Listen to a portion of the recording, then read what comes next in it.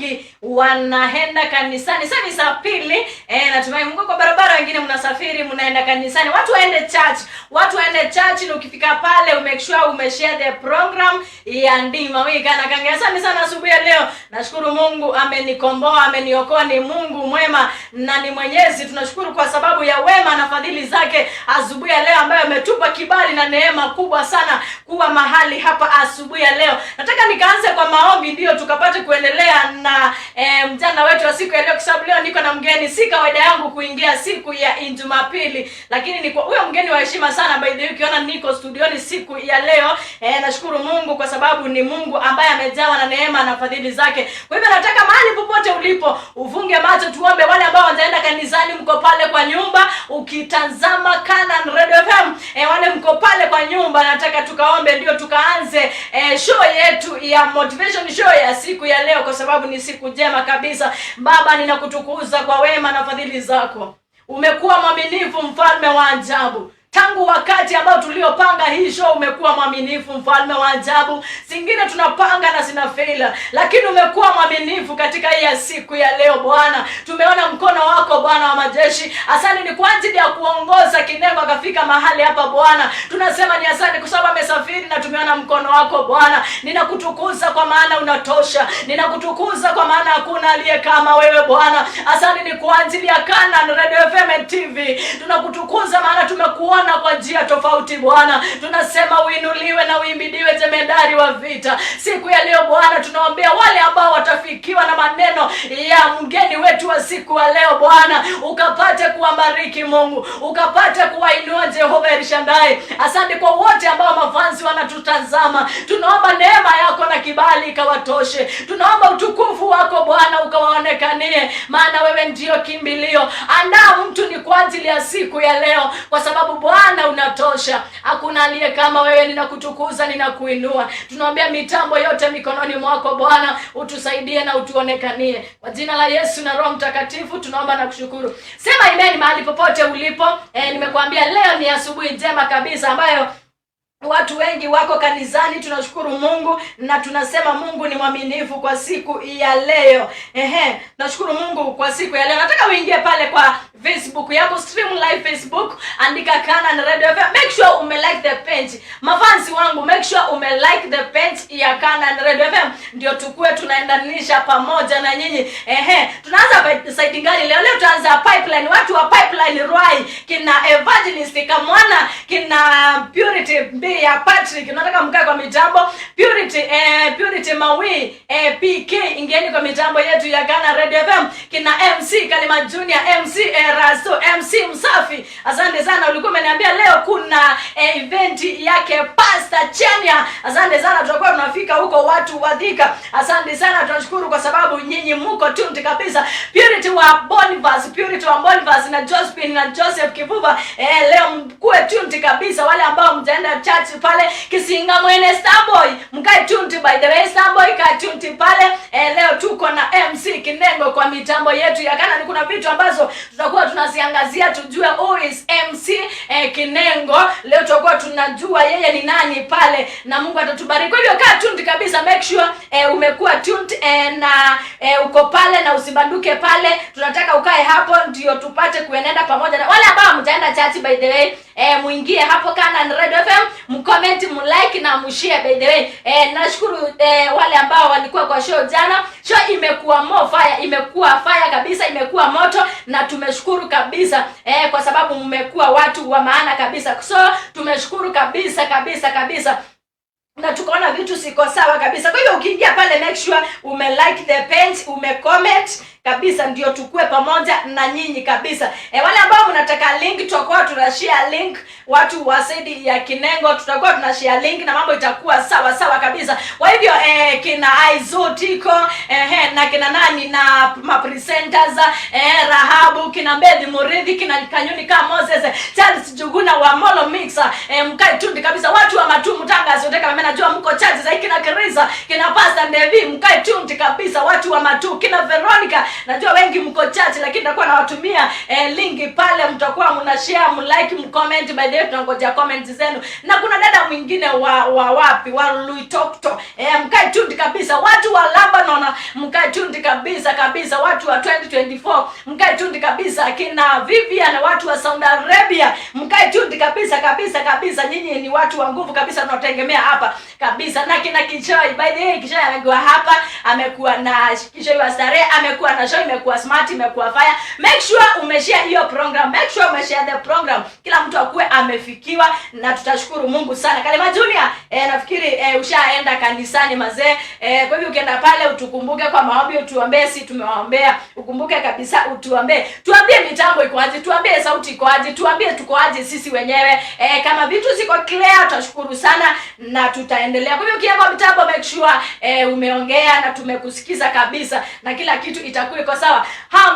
Dmawii kana kanga. Kwa hivyo ukae tuned kabisa pale kwa show ya motivation show. Kwa hivyo leo ni asubuhi njema ambaye tuko na mgeni wetu, na tutakuwa tunaendelea kuongea na yeye, tutakuwa tunaendelea kuburudika na yeye. Na kwanza kabla tujaanza maswali yote, tunataka ujue refresh vizuri, tunataka tuwekewe wimbo moja ya Kalema Junior ama ya Josephat, tundazi kidogo, akue amechangamka kidogo na mambo yakuwe fiti kabisa, mambo yakuwe sawa kabisa. Nataka andazi kidogo, refresh kidogo, mambo yakuwe yako chonjo kabisa. Kwa hivyo mbitu pale, watu wa Mbiyuni Mwala wa Apostle David mkae tuned kabisa, na Apostle David ule mwingine wa Kingajo wa international ones. Msikumbuke ya kwamba tuko na mkesha ambao utakuwa tarehe 7. I think it is week. Mkesha ambao utakuwa tarehe 7. Mazee mkuje kwa wingi venye mlikuja kwa worship experience show. Watu wa Matu, mkuje vile mlikuja. Tunangojea sana. Kwa hivyo nyinyi ni watu wa maana, nyinyi ni watu wa nguvu kabisa. Stambo ikaa kwa mitambo yetu ya Ghana ni kabisa. Tunapoendelea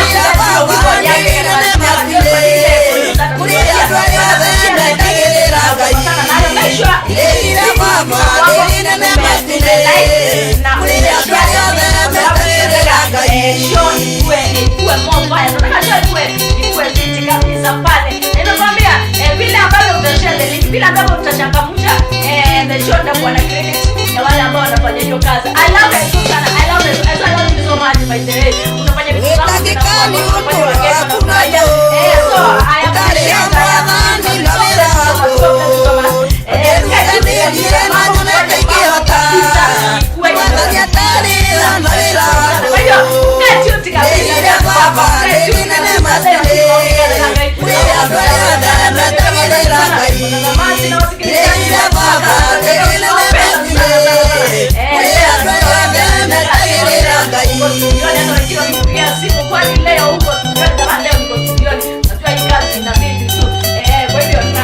tunaangalia wageni wetu, wengine wanapata nafasi siku ya Jumapili, na kwa sababu wako kazi na wanataka kukuja, tunawapea nafasi. Kwa hivyo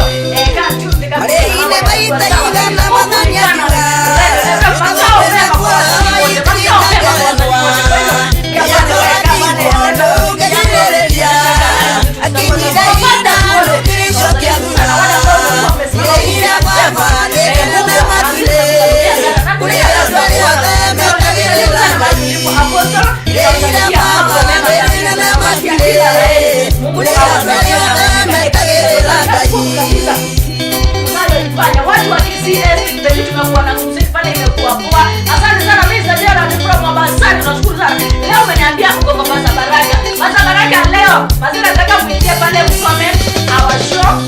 Na leo uko kwa Baraka. Kwa sana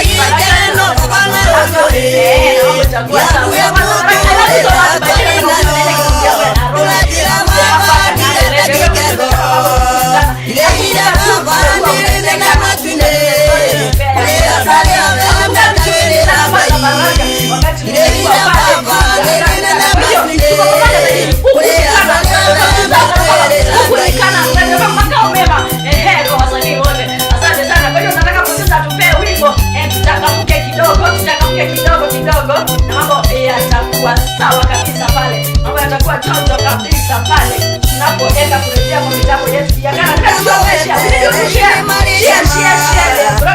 Mambo yatakuwa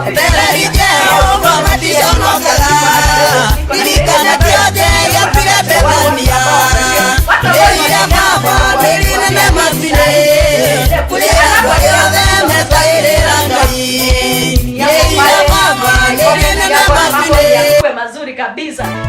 Kwa hivyo anasikia kwa kucheza song yake moja na tutaendelea. Kwa hivyo unaweza ukakupia hiyo song yake. Ngoka ila viko manza nekete dina waipito kilile na 15 ndinganya na umie sukulu na ngoka ila viko manza nekete dina waipito ya sekwenga iye wana babata mamundo ya sekwenga iye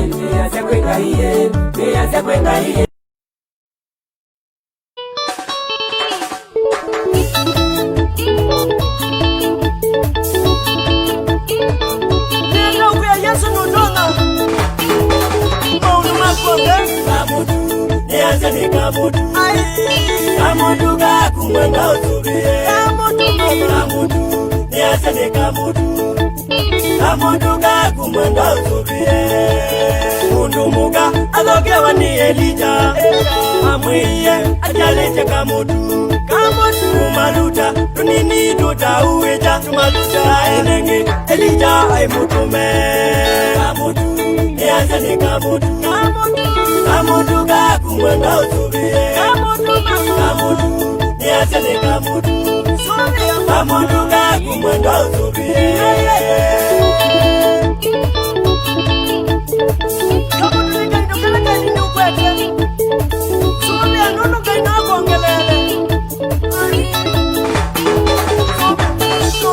Mundu muga aligile igone na mwigio akawa magaya na nondo Elija aimutume mitungi na ndamu zimtua Kamudu ga kumwenda utubie Kamudu ga kumwenda utubie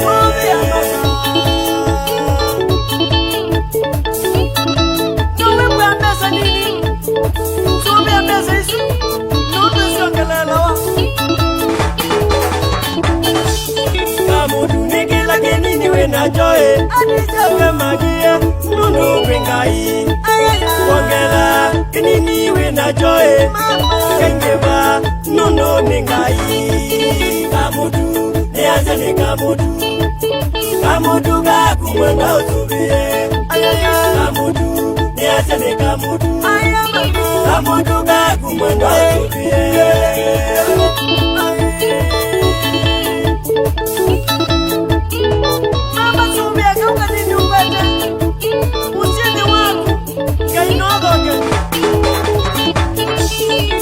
Magimi nenda mumanye Muja magie nundo pingai Ulawezi muni wakuni ngai Mwaja mwendo kwa linduka lila Kamudu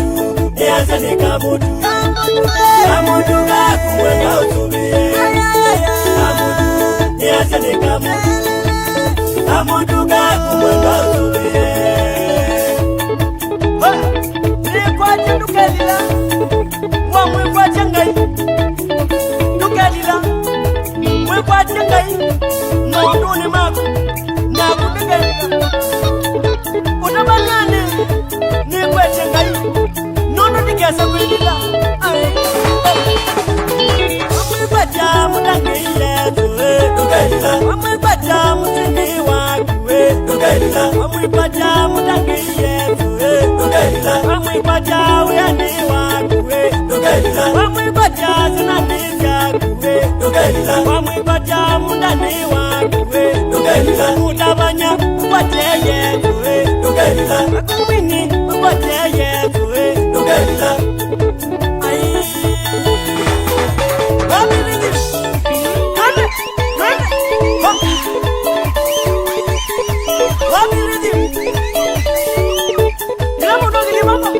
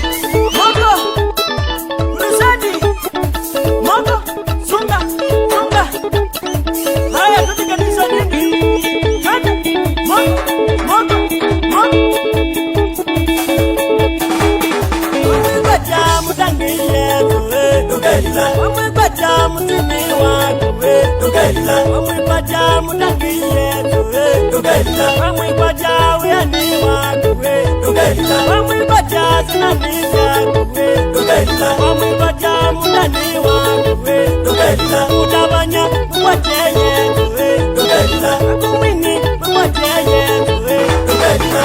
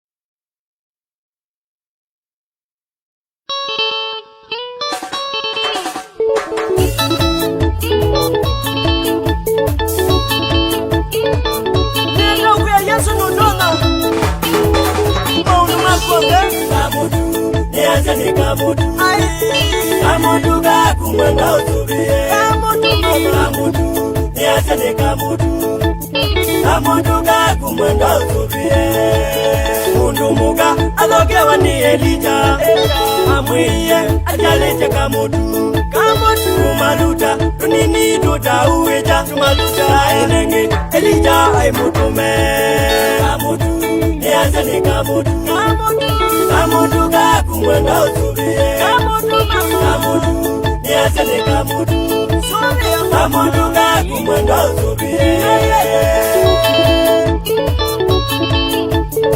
Kamudu nikanokana ni ukwete Sumi anono kaina kongelele Mundu muga aligile igone Na mwingio agawa magaya Na nondo Elija aimutume Mitungi na ndramu zimkuwa Kamudu wana mabata mamundu Kwenga ywe kalama tuni mwana sogi Kubika ila vinedhi yedhi nala natia vumuzi Na ula nedhi ya ilo vine mwinge kubito natia Kubika ila vinedhi yedhi nala natia vumuzi Na ula nedhi ya ilo vine mwinge kubito natia Yase kwenga iye Wana mabata mamundu Yase kwenga iye Wana mabata mamundu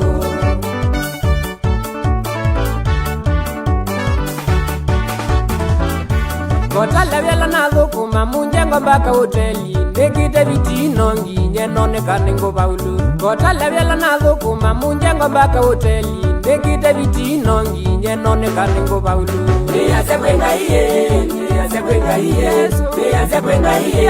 Wana mabata mamundu Yase kwenga iye Wana mabata mamundu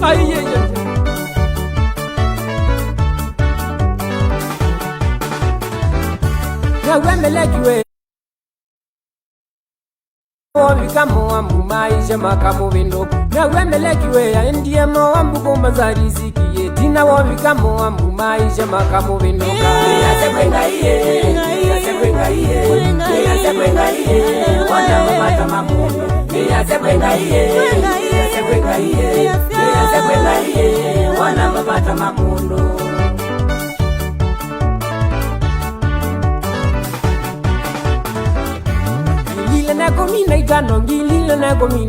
Ngilile na komina itano na kwa mulanga kwa Widi yako na kamba Ngilile na komina itano na kwa mulanga kwa mwili Yase kwenga iye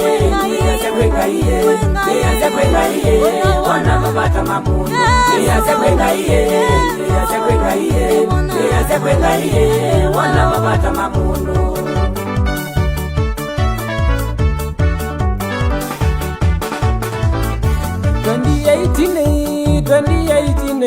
2018 mwana sandu wa maisha makwa mavinduke 2018 2018 mwana sandu wa maisha ngako mavinduke. Niase kwenga iye, niase kwenga iye, niase kwenga iye, wana mabata mamundu. Niase kwenga iye, niase kwenga iye, niase kwenga iye, wana mabata mamundu.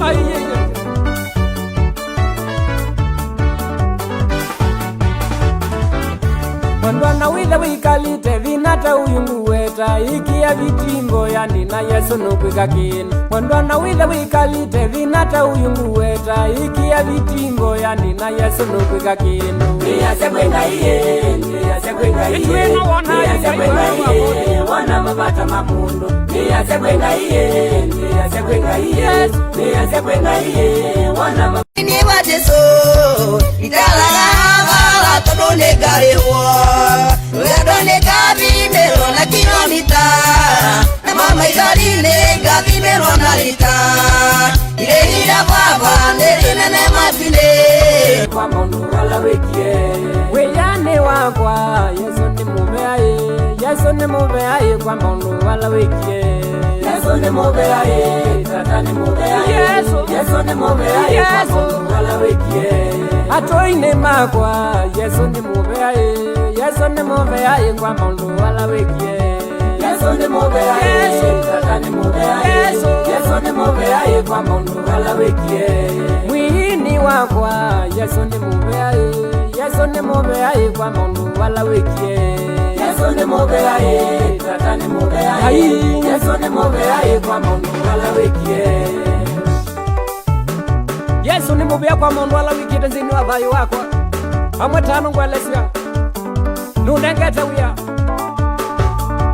zinu wa mikile yakwa Yesu nasema iwe sisi wanangalizi wengu twano iwe mutangi bayunge wile taku sisi nzini wa maisha mako nanekala 2015 kubikia 2022 niasema iwe wikite mutangi wa matumbe ose ngume na ngatho mutangi niasema iwe walitota iwe leo ile mutangi bayonge wile taku osanguma mutangi bayonge taku mutangi wa matunge yelele oga bakwa Yesu nibo bena wayo tadala wana koiba ya wabingo na maimo kila bantu ukabakwa Yesu no boto nyotede kia oga yelele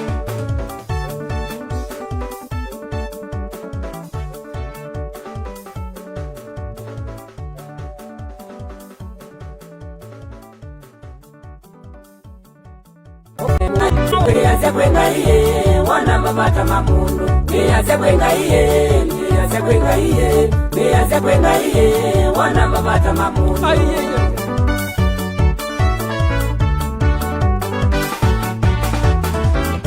Mwandwana wile wikalite vinata uyungu weta ikia vitimbo yani na Yesu nukwika.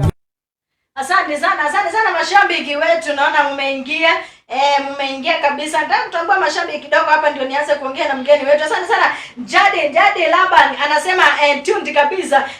Aizongesha anasema I'm in there with you. Asante sana in kabisa, niko locked kabisa. Dagis unasema show iko moto kabisa. Aizongana na FM show number 1. Asante sana.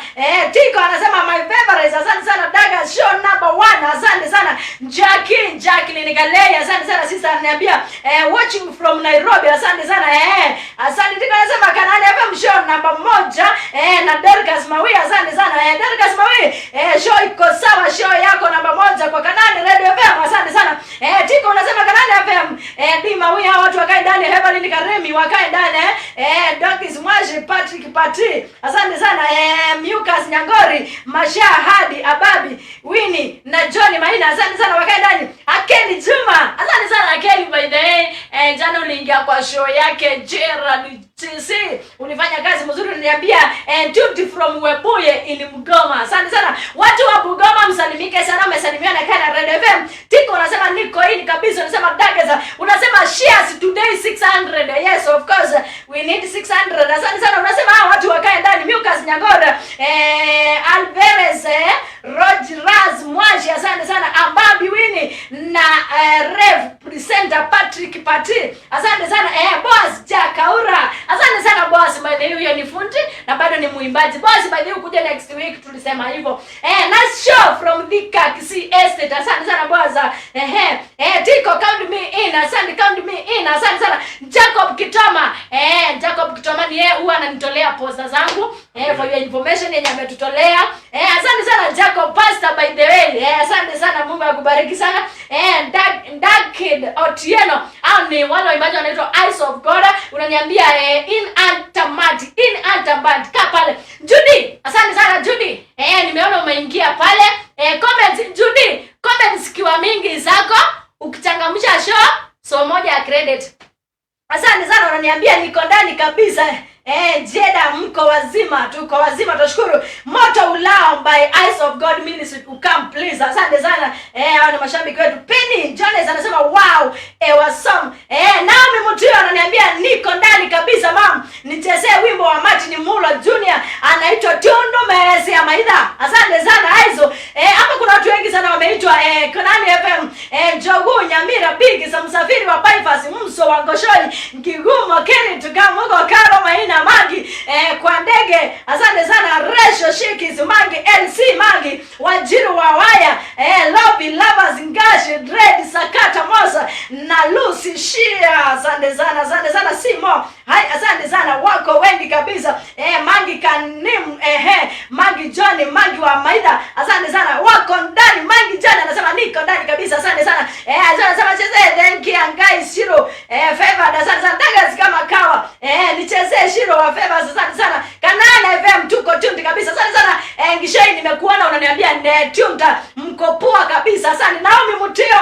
Naomi Mutio unaitwa hapa Kanane. Aizo asante sana. Naomi ananiambia huyo muimbaji nyimbo zake zinanibariki sana. Msalimia sana ni Martin Mulo Junior. Hati sisalimia Maika Sweetie Naomi. Asante sana. Watu wasalimia by the way, watu wasalimia na watu wende chacha. Asante sana. John anasema aizo ngeji ndani kabisa. Liko anasema I'm there with you mom. Ndaanza promotion kabisa. Asante sana pamoja Charles Juguna.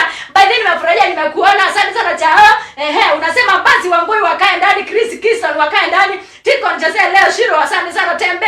Katambe kabisa Dmawii. Asante Andro Mingui kandani unaambiwa na Juguna Jaja hivyo. Lindsay Kiara unaambiwa na Charles Juguna kandani. Salimia MC. Asante sana tamsalimia na bado hajaongea. Lewis.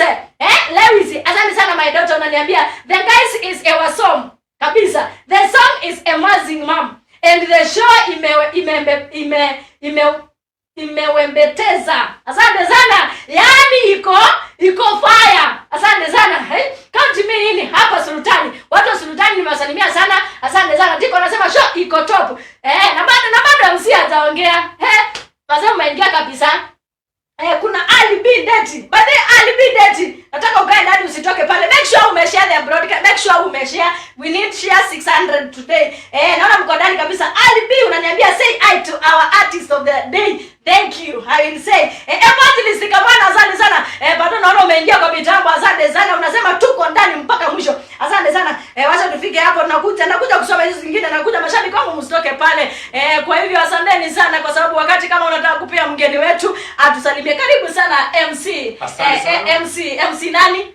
Kinengo Junior. MC Kinengo Junior. Karibu sana kwa mitambo ya Canan Red FM.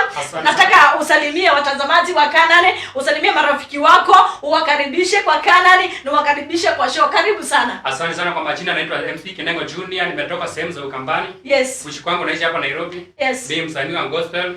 Mungu atawabariki, acha endeleni kutusikiliza mahali popote mlipo. Asante. Ambarikiwe kwa jina la Yesu. Asante sana. Sasa wewe umeniambia wewe unaitwa MC Kinengo. MC Kinengo Junior.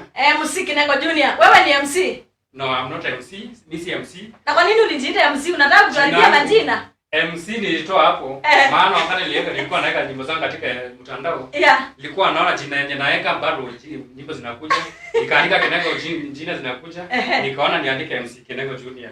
Ili nyimbo zangu. Kwa hivyo wewe ujuani na hii kazi ya kuitisha pesa? MC mimi sijuani na. Mimi yake nilikuwa mpaka hata wajiniwaambia ai yule MC ako sawa, kama anaweza piga event yangu mwambie ako sawa. Kwa hivyo wewe si MC. Mimi si MC. Asante sana. Wewe ni muimbaji. Mimi ni muimbaji tu artist. Wewe ni muimbaji artist. Ulianza kuimba lini? Mimi nilianza kuimba uimbaji wangu ulitokea nikiwa 2017 ndio nilirekodi wimbo wangu wa kwanza. Yeah. Lakini nikiwa mdogo nyimbo zangu zilikuwa zinakuja, lakini nikakuwa yani Nilikuwa nakaa hivi, nilikuwa nasikia hiyo wakati nilikuwa naimba kativo hivi. Yeah. Kativo ndio zilikuwa. Kwa hivyo wewe ushaingia pale kwa benga, unajua utamu wa huko. Mimi nishagonga hiyo kitu sana. Benga. Yeah. Asante sana. Umeniambia ulianza kuimba 2017 ndio ulianza kuimba. Unajua kuna watu wanaanzaga kuimba lakini wanakuwa hawajakombolewa. Ulikuwa umeokoka ama bado ulianza kuimba bado ukiwa hujakombolewa? Mimi nikiimba nilikuwa nimekombolewa. Lakini kukakuwa na changamoto kidogo. Yaani nyimbo zinakuja backslide. Yeah. Wakati nyimbo zinakuja nikakuwa bado tu. Lakini nikajikaza tu katika hiyo safari. Yeah. Nikaenda kanisani, nikaongea na mtumishi nikamwambia nimeitwa, niko na nyimbo zangu nataka kurekodi. Kwanza nataka kuombewa, mtumishi akaniombea. Kaniambia kutoka hapo naweza enda nikarekodi studio. Yeah. Yeah. Na ukaenda? Na nikaenda nikarekodi nyimbo zangu. Wimbo wako wa kwanza unaitwa aje? Wimbo wangu wa kwanza ambao nimeimba unaitwa Kilio Nimelia. Mwingine ukaitwa ni Kiswahili. Yeah, ni Kiswahili. Yeah. Kicheko cha Penina. Lakini bado hizo hazijaingia katika nini? Katika aziko katika mitandao ya. Yeah, okay. Yeah. Nikaimba Kicheko cha Penina. Yeah. Maombi niliomba. Nikarudi tena nikaimba 2015. 2015 ambao ni mwaka ambao nilitoka shuleni. Nikapata na changamoto zingine nyingi sana. Yeah. Yeah. Ukaimba. Nikaimba. Umeniambia wimbo ya kwanza yako ilikuwa inaitwa Kilio Ulilia. Yeah. Ni kitu gani ilikukujia ndio useme kilio ambacho ulilia? Kwa sababu vitu ni mingi sana zingefanya ulie. Enyewe. Ni kwa nini uliimba kilio? Uliimba ukiona vile watu wanahangaika ama uliimba wewe mwenyewe? Mimi nyimbo zangu ambazo niliimba kama hii yenye nimeimba Kilio, nyimbo ambao nikiwa mdogo, nilikuwa naona watu wakienda kanisani mpaka mimi navutiwa kwenda kanisani. Yeah. Lakini saa zingine, unajua saa zingine ukiwa mdogo shida ikiwa kwenu, hata kupitia kwa watu inakuchanga kidogo. Yeah. Unasikia uoga ile uoga. Yeah. Lakini Mungu wakati nilikuwa nikaona hiyo matamanio yangu ndio iliita Kilio. Nikaanza kwenda kanisani. Nikaenda kwanza nilikuwa danza. Nilikuwa danza lakini sikuwa na dansi. Sasa unajua kudansi? Hai sana. Tunaiweka wimbo sasa hivi na dansi. Amina. Sasa kutoka hapo mimi nikaenda kanisani nilikuwa mdogo nikakuwa katika kanisa. Kanisa moja ambayo iko pande za kwetu inaitwa Living Water huko. Barikiweni sana na Mungu awabariki kwa jina la Yesu. Amen. Mimi nilikuwa mahali pale. Yaani nikaona tu niimbe wimbo ambao nikaita Kilio Nimelia. Imefika mwisho. Yeah. Wakati ambao unaimba, nyimbo zako zinakujanga haje? Labda uko kwa kazi, labda unatembea, labda umelala. Mzidi aliniambia saa zile ako mbisi kabisa. Saa zile sasa anaweka makabeji, karibu customer. Saa ile sasa amechoka anaendelea na kazi ndio wimbo inakujanga. Mzidi aliniambia hivyo. Mzidi si ni ukweli, si aliniambia hivyo Mwene Town. Aliniambia hivyo. Nyimbo zako zinakujanga kupitia njia gani? Mimi nyimbo zangu zinaweza kuja anywhere ya mahali popote natembea. Hata nilikuwa kaza zingine nasikianga material moja imekuja lakini yangu inakujanga moja. Yeah. Nyingine naanza kusakanya mahali natoka mahali itaingiana. Yeah. Kiingiana inakuwa sawa. Sasa zingine naweza kuwa natembea hivi nasikia material moja imekuja. Yeah. Nikienda kuimba naimba wimbo lakini ni katika gospel. Nikiimba wimbo natunga katika Biblia. Yeah. Okay. Asante sana. Na ni changamoto gani ambayo ushaipitia? Ni changamoto gani ambayo ushaipitia katika uimbaji? Ukahisi kana kwamba naweza nikaiacha? Changamoto ya kwanza. Yenye hutawahi sahau. Changamoto ni mingi. Usisahau kwanza. Lakini kuna changamoto labda ushaipitia ukahisi hii live bwana hata kama maziko aje hiyo hali hapana. Yeah. Mimi wakati nilikuwa naenda kurekodi wimbo wa kwanza ambao unasema Kilio Nimelia. Nilipitia changamoto mingi sana. Saa zingine unaenda kutafuta kazi na kukataa. Ukishika hii haifanyi. Nikaenda siku moja nikaajiriwa kampuni moja ambayo inaitwa iko hapo Mombasa Road. Wakati niliajiriwa mahali pale, nikaanza niko hapo. Nikafanya kazi mwezi kaisha. Wakati uliisha nikapata pesa nikasema hii wimbo bado sikuwa nimerekodi hiyo wimbo sasa. Wakati sasa niko hapo nikasema wakati nafanya kazi nikipata pesa yangu napeleka kwa producer. Wakati nilipofanya kazi mamangu ushagua ikasemekana ni mgonjwa. Pesa yangu nikatuma huko. Wakati nituma ni pesa ya pili, mshahara ya pili. Nikaipewa nikaenda nikanunua simu nyingine ilikuwa tablet kubwa. Nikasema sasa hii simu wakati nitarekodi wimbo yangu naenda kuweka wimbo wapi? Hapo kwa hiyo simu. Hapo kwa hiyo simu. Ukakaa ile kazi ikaisha. Wakati ilipoisha ikabidi nikauza ile simu Nikaenda ili niende rekodi wimbo wangu. You mean uliuza simu? Nikaenda kurekodi wimbo. Ukarekodi wimbo. Nikaenda kurekodi wimbo. Mara ya kwanza ukapata mshahara, mama akangojeka. Ukatuma pesa huko. Yeah. Pesa ya pili yenye ulipata kwa mshahara ukanunua simu, ilikuwa kubwa sana, tablet ulikuwa unaipenda sana. Yeah, ukasema sasa mimi naendelea kufanya kazi ndio pesa ikuje ni rekodi ile wimbo niweke kwa ile simu. Yeah. Shetani na yeye ni nani? Pesa kazi ikaisha. Ukaona sasa ile simu niuze. Ukarekodi. Yeah, nikarekodi. By the way narudishia Mungu shukrani kwa yale ametenda, maana amenipa producer ambaye ni very humble, ambaye anaitwa Saimo producer. Saimo ako wapi? Anakuanga pande za Huruma lakini alihama akaenda Kariobangi South. Mungu ambariki sana. Amen. Wakati nilienda kurekodi wimbo wangu ambao unasema Kidio nililia, nilienda na 2000. Lakini nilipofika mahali pale hiyo 2000 ndio fare na sina chochote mbele na nyuma. Nimeuza simu. Nimeuza simu. Ile simu ulikuwa unaenda kuweka record. Nimeuza. Wakati nilienda kwa Saimo nikamwambia niko na wimbo nataka unichezee. Saimo akaniambia nikamwimbia wimbo wangu. Akasema akaniwekea beat. Ikakuwa sawa. Sasa wakati John ilipofika ikakuwa sasa hivi hiyo 2000 nimeitumia kwanza imebaki 1900. Na sina fare mbele na nyuma sasa. Yeah. Wakati nimeingia tukagonga wimbo yangu ikaisha.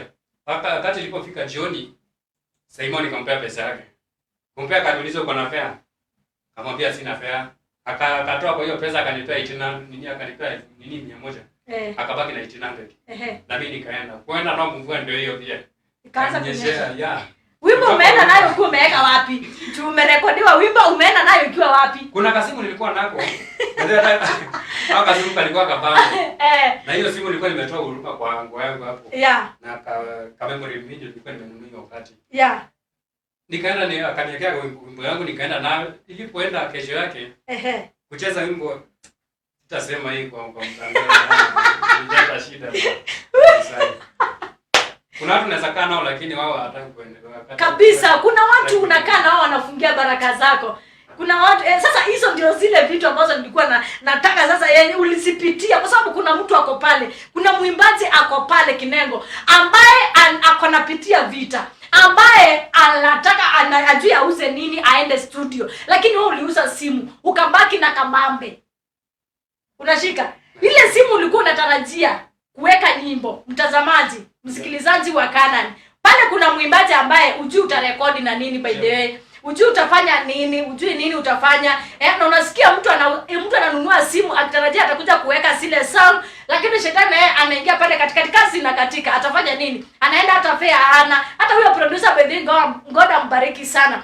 Unapata sasa wale waimbaji wadogo wanapitia hizo challenge unapitia. Tulikuwa tena jana akatuambia yeye alikuwa anafanya ministering. Na wakati anapoenda kuna jamaa alikuwa anaenda kuomba nguo.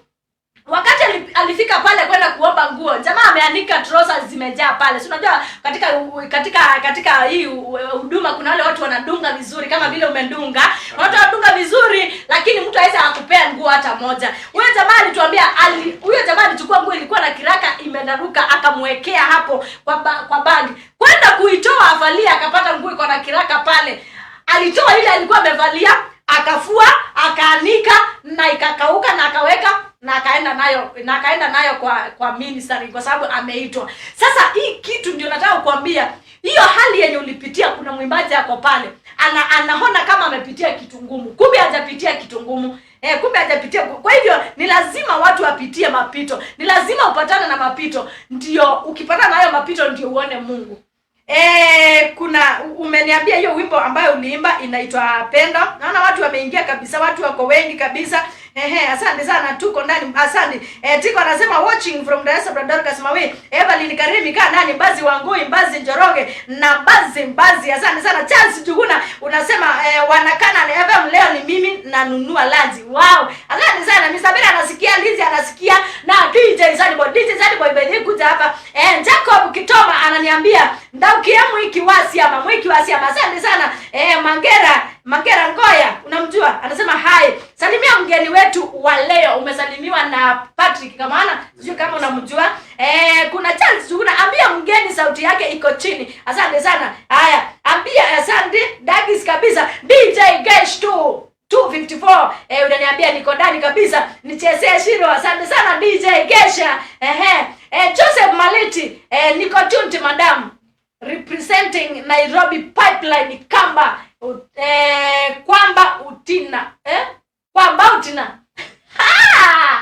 japo bujaenda chachi akini na atina by the way ndonezo de kanisa na mundu na mazani za wewe kanisa ni by the way wewe sio kuna simu ni na bana na ku by the way na vya wako kwa hiyo ngo ni simu ni asante mnano ma pipeline asante sana DJ Geshi unaniambia locked kama kawa asante sana. Salimia Mbira wa Jomo sana umshow nampenda sana na anipigie simu Charles Tugura Jojo. Hiyo ni ripoti yake. Kanani FM show number 1 Dmawii. Asante sana. Great job Mawe. Asante sana. Very impressive. Asante sana. Ini kabisa. Huyo ni DJ Cash. Asante sana. Tiko anasema I'm right there with you Dorcas Mawe. Asante. Tiko anasema 100% Simbanduki pale.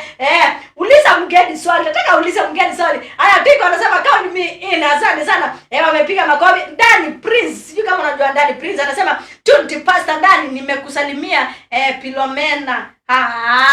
Huyo unamjua? Dani Prince. Unajua sometimes wanajiita majina zingine unapata mtu umjui. Sijui kama huyo unamjua. Haya, asante sana Dan. Tumekuona unasema tusalimike. Tiko salimia MC. Sasa huyo MC sasa unasikia watu wanasema wewe ni MC. Wewe ni MC. Watu wanasema wewe ni MC. Yeye ni MC anacheza MC lakini si MC wa event. MC ongeza sauti kiasi. Ndaweza promotion asante sana. Amsikie sauti yake na venye mimi nasikia ikiwa juu. Asante sana. Okay. Mpira wa Jomo, Magi Zai, Bernard Bada, wakae ndani. Asante sana, tumepata ujumbe yako, iko sawa kabisa. Sijui kama producer amepata hiyo wimbo ya ombi lako. Tunataka kucheza hiyo wimbo ya ombi lako. Na kuna wimbo mwingine tulikuwa tumecheza pale mbeleni. Hiyo wimbo latest inaitwa aje? Ndio ilikuwa na wimbo nasema jina ni tamu. 2015. Ina chao? Ilikuwa hiyo 2015 ulipitia changamoto mingi sana. Hiyo 2015 ndio nilitoka shuleni. Sasa wakati nilipotoka shuleni nikaona maana nilikuwa nasikia Nairobi nikaona hata ile nikuje huko Nairobi. Yeah. Nilipokuja huko Nairobi, baadaye nilikuwa naishi na mama yangu na baba yangu. Wakati mmoja ile wakati kulikuwa na mgomo mingi sana. Ndio nilitoka ushago nikakuja huko Nairobi. Wakati nilikuja Nairobi, tukakuja maisha baadaye hiyo wakati ilikuwa fresh, yaani kila kitu kilikuwa kinapatikana. Chakula maana kila kitu ilikuwa inatoka kwa wazazi. Nikaona maisha ina ngori. Lakini tulikuwa mahali pale, babangu mzazi akaninia akakuwa hana kazi. Wakati alikosa kazi nikaona kitu ya muhimu. Ulikuwa na wazazi wote, wewe ni bontao, umelelewa tao. Bado sijalelewa tao lakini tulikuja, yaani vile unaweza karibu kutoka ushago ukuje huku alafu after sometimes urudi ushago. Sasa wakati nilipokuja huku kibarua ya babangu ikatika. Ikaisha. Ilipokatika ilikuwa mwezi wa 8 wakati wa mgomo.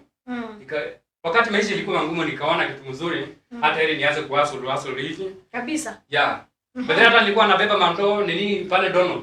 Nilikuwa saa zingine naenda naishika jamaa mwingine na tunamwambia kwa hiyo kwetu kumeleta shida. Hebu nipe leta squad hapa. Niambia ni sawa tunabeba mandoo tunapeleka pande ile nyingine na nini. Wakati tunabeba saa zingine napewa 200, nipate 200 hiyo 200 ndio tutapeleka ushago. Tutapeleka kwa nyumba. Kwa nyumba sasa mama na dad. Hawakuwa job. Mimi sasa ndio tunaingia pale. Na umemaliza shule juzi? Bado sikuwa nimemaliza shule, nilikuwa drop out. Ulidrop njia ya kuona ile shida ambayo iko na mom na dad. Nikachukua hiyo ile pesa napata mahali pale ndio naleta hapa kwa nyumba. Naenda nanunua unga, nawaletea hapo, tunapika, tunakula, kesho hivyo. Sasa nikakaa hivi nikaangalia nikaona hii maisha hii sitaweza hii. Hata nikienda ushago hiyo maisha ndio itakuwa. Sasa December wakati nilipofika tulikuwa mahali pale, ango mmoja akakuja hapo akaniambia alikuwa amekuja kule sikukuu. Wakati alikuja nikamwambia ango leo niache. Unaenda na wewe. Kwa madhara hapa. Nikaenda hapo tukakaa siku yenyewe tulikuwa tunasema niko hapo nikapigiwa simu nikaambiwa Chalo kesho jiandae tunaenda wapi? Tunaenda ushago. Nikaambia baba sasa unaniambia twende ushago na mimi nguo zangu si safi. Sasa ananipigia leo na kesho ninataka twende. Mimi nikamwambia hapo sijama itaweza lakini sio ati nguo zangu si safi. Zilikuwa safi ile kitu ninaepa ni hiyo kwenda shule. Kwa sababu ya shida ile huko. Nikaona hata ili niachane na hiyo shule, nianze kutafuta kibarua sasa ya mjengo. Wakati nilitafuta kibarua mjengo nilianza kwenda na ngo yangu ambaye inaitwa Biti. Mungu ambariki sana maana aliweza kunipea motivation. Yes. Sasa nilikuwa mahali pale, tukaenda, nilikuwa nafanya kibarua pande za Rwai huko, kila mahali tulikuwa tumeajiriwa na jamaa mmoja ambaye alikuwa anaitwa Masharia. Mungu ambariki sana. Nilikuwa mahali tukafanya kibarua, nikafika mahali ikakuwa kibarua, yani hiyo mjengo inataka kunilemea. Nikaona hata ni heri nikae chini sasa, nikaanza kukaa chini. Kukaa chini nao shida ndio hiyo inaniandama kila mahali, kila wakati. Naenda kibarua mjengo leo, kesho nakaa na nalala kwa nyumba. Mungu akasaidia nikakuwa nimepewa nyumba moja na pastor mahali kwa naenda church. Yeah. Sasa maisha ikakuwa inaanza kusonga vizuri. Kwa hivyo wewe umekaa ukiwa church boy, sometimes umehustle sana, ndio sababu uliimba hiyo wimbo ya 2015 kwa ile shida ambayo ulipitia. Asante sana. Na kuna kitu ambacho ilifika mahali ukahisi wacha uachane na wokovu. Nilipitia mambo mengi by the way. Hata saa zingine kama hii huduma ya uimbaji. Yaani nafika mahali unaona hata ili uachane na hiyo mambo kabisa, kwa sababu unakosa pesa sometimes. Unakosa pesa. Saa zingine hata nyimbo saa zingine una fare kwenda hata kwa nini kupeleka station. Sasa inakuwa ni by the way inakuwa ni challenge mingi sana. Kwa hivyo hiyo ndio ile challenge ambazo unapatana nazo ya kifedha kwanza. Ya kifedha, kazi. Saa zingine unapata mpaka kazi hata yenye unapata hata nini huduma yenyewe kwanza, na uko na familia inabidi kwanza unaachana nayo kidogo. Wewe uko na familia? Hebu tangaza mapema juu uko karibu kuulizwa hapa. Uko na familia? Niko na familia na mtoto mmoja. Amen. God bless you Kinengo. Wewe alama ya telete mwiti na mazia azimoi. You ndo waambia thoka by the way. Lakini si mtu anaweza kupigia simu ajue nini. Kunipigia simu unaweza nipigia, lakini usipigie simu na internet mbaya. By the way nimekumbuka kitu kingine. Unaweza penda kuwa na sponsor wa mwanamke akusponsor tu. Tuko na sponsor wengi wanawake. Ukinisponsor ni sawa, lakini usikuwa unanisponsor kitu kile haya siko. Huwezi kubali kusema. Baadaye tumekuwa na hizo issue. Unapata mwimbaji anataka sponsor na yeye mwanamke anataka kumsponsor, lakini anataka akuwe karibu sana na yeye akuwe mpenzi wake. Unashika, lakini ako na pesa na labda ako na bibi. Na tumekuwa tukijadiliana hiyo mjadala wakati mwingine na waimbaji wengine. Wengine sasa nikawauliza, mimi naweza fanya nini? Wengine wananiambia, Dmawii, sasa wewe kana wewe chukua pesa. Wewe kubali hii maneno, chukua pesa, rekodi, fanya kila kitu. Wewe huwezi kubali tu yani tu uende usipozee na mtu na akuwe mpenzi wako. Kinengo amekataa mazee. Amesema no. Kwa hiyo wale ambao mko pale, ingia pale YouTube uangalie song zake. Asante sana. Naona Tiko anasema Dmawii ambia MC afanye MC kiasi. Na wewe wacha kufanya MC kiasi. Ndani please. Nimekumbuka unaniuliza na kumama wewe enda kwa Asia ndo mbesi pastor ndani best ya Apostle David. But then na mulika na by the way ngalikosia ndilika neko lawe by the way. Na kukile gani bio ndilika neko lawe. Asante sana. Tiko ngeshe kabisa. Mary Wanjiko Mary kandani. Nichezee Shiro. Asante sana. Please yesterday we did a call. A video call. I nickname you Kimeumana. Nimekumbuka mazeda, asante sana. Chance Jukuna Jojo kotundi kabisa. Asante sana. Unasema Mr. wa Jomo kaa ndani. Asante Tiko kabisa. Nani huyo ameshika gitaa? Malex msanii. Asante sana msanii, unaniambia count me present kabisa. Somba kabisa. Sombe. Good. Nenda mwenye Malawi. Na niukule pasta kanisa ni ile ile kweli. Kanisa ni ile ile pasta. Kana wishati wiva. Pasa nani angalikosea sombe na niona indomia message kule pamoja. Pasa nani wenzao ndo bega neza. Kanisa nende likama huwa kwa shirika suma kuyuto ndo kanisa ni. Memba nikebomba follow kanani letu nenda na message sia ndo 5. By the way nenga ndo 5 pasta ndani. Ndani nenda na ndo 5 please. Atano bu wa memba dike malaiki na mekome na by the way Kimeumana ni ba kwa usheja broadcast ya Dmawii kana kaka. Asante sana. No twende sana mwani wetu ne obesini. Adasi obesini. Asante sana nimekuona tu. Fanya kazi, make sure umeshare. Tunataka kupata hiyo song yake. Kama maombi imepatikana tunataka kuipata ndio tuendelee tukimalizia pale. Ndio tuendelee tukimalizia pale. Wacha tunataka share the link by the way. Share the link, comment, like na mambo yatakuwa sawa kabisa. Kwa hiyo make sure umeshare the comment na kila kitu kitakuwa sawa. Make share kabisa. Tunataka share 600 by the way. Tunataka 600 na tuko nusu sasa tuko 409. Congratulations. congratulations. Wimbo inaendelea bado, producer anatuambia na si tuwekewe ile wimbo nyingine yake ya kwanza na tuwekewe tundazi kidogo na mambo yatakuwa sawa. Tutakuja kumalizia na hiyo nyingine kwa sababu producer anatuambia inaendelea kuprepare kabisa. Na mambo yatakuwa chonjo kabisa sana. Wewe producer tupe hiyo wimbo yake. Kalite vinata uyungu weta iki ya vitingo yani na Yesu nukwika kinu niyase kwenga iye wana mabata mamundu niyase kwenga iye wana mabata mamundu.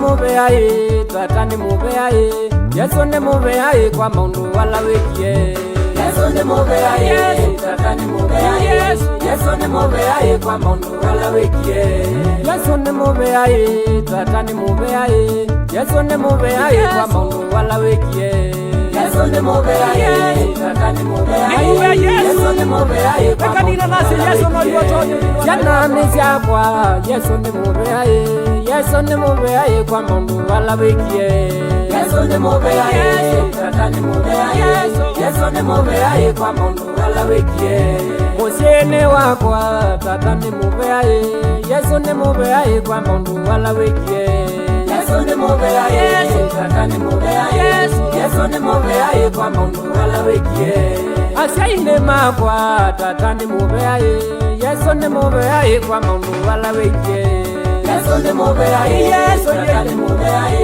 Yesu ne mubeaye kwa mundu wala wekie Weyane wakwa Yesu ne mubeaye Yesu ne mubeaye kwa mundu wala wekie Yesu ne mubeaye tatani mubeaye Yesu ne mubeaye kwa mundu wala wekie Atoine makwa Yesu ne mubeaye Yesu ne mubeaye kwa mundu wala wekie Yesu ne mubeaye tatani mubeaye Yesu ne mubeaye kwa mundu wala wekie Mwini wakwa Yesu ne mubeaye Yesu ne mubeaye kwa mundu wala wekie Yesu ne mubeaye tatani mubeaye Yesu ne mubeaye kwa mundu wala wekie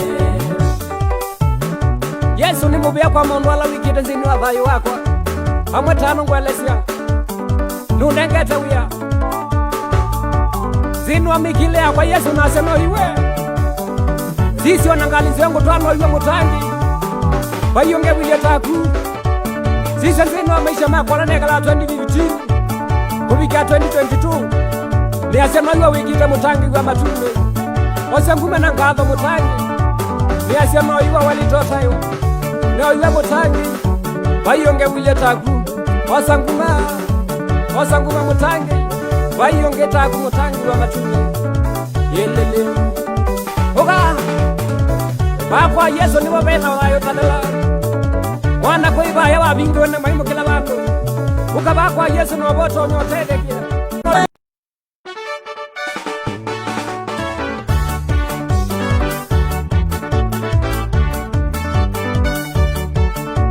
Yesu tuandi witini na zilile mawesero lakini Yesu wanilikana Kilile na kumina itano ni wanya na umie sukulu Nangoka ila viko manza nekede dina waipito Kilile na kumina itano ni wanya na umie sukulu Nangoka ila viko manza nekede dina waipito Niyase kwenga iye Wana mabata mamundu Niyase kwenga iye Wana mabata mamundu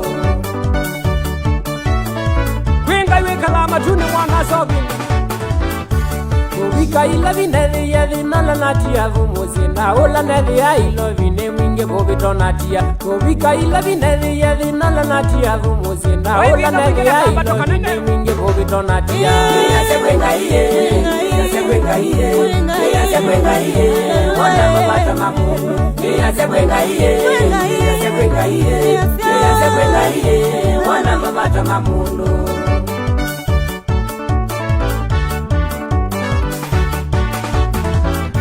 Kota levyala na dhukuma munjengo baka hoteli Ndekite vitino nginye none kaningo baulu Kota levela na thukuma munjengo mpaka hoteli Nikite vitino nginye none Kinengo baulu Niyase kwenga iye, niyase kwenga iye Niyase kwenga iye, wana mamata mamundu Niyase kwenga iye, niyase kwenga iye Niyase kwenga iye, wana mamata Ninazilia mawesero lakini Yesu wanilikana Kilile na 15 ninganya na umie sukulu Nangoka ilo viko manza nikite Dmawii kwito Kilile na 15 ninganya na umie sukulu Nangoka ilo viko manza nikite Dmawii kwito Niyase kwenga iye, niyase kwenga iye Niyase kwenga iye, wana mamata mamundu Niyase kwenga iye, niyase kwenga iye Niyase kwenga iye, wana mamata mamundu Kwenga iwe kalama tuni wana sobi Kubika ila vinedhi ya vinala natia vumuzi Na ula nedhi ya ilo vine mwinge kubito natia Kubika ila vinedhi ya vinala natia vumuzi Na ula nedhi ya ilo vine mwinge kubito natia Niyase kwenga iye, niyase kwenga iye Niyase kwenga iye, wana mamata mamundu Niyase kwenga iye, niyase kwenga iye Niyase kwenga iye, wana mamata mamundu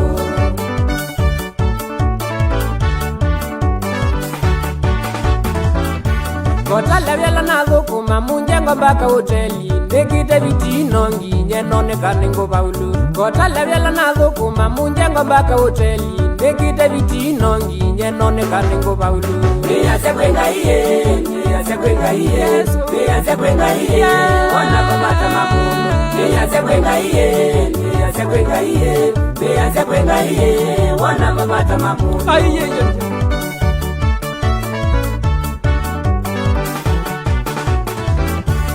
Wemelekiwe ya ndiye mwambu kumbaza riziki Tina wavika mwambu maisha makamu vindo Na wemelekiwe ya ndiye mwambu kumbaza riziki Tina wavika mwambu maisha makamu vindo Niyase kwenga iye, niyase kwenga iye Niyase kwenga iye, wana mamata mamundu Niyase kwenga iye, niyase kwenga iye Niyase kwenga iye, wana mamata mamundu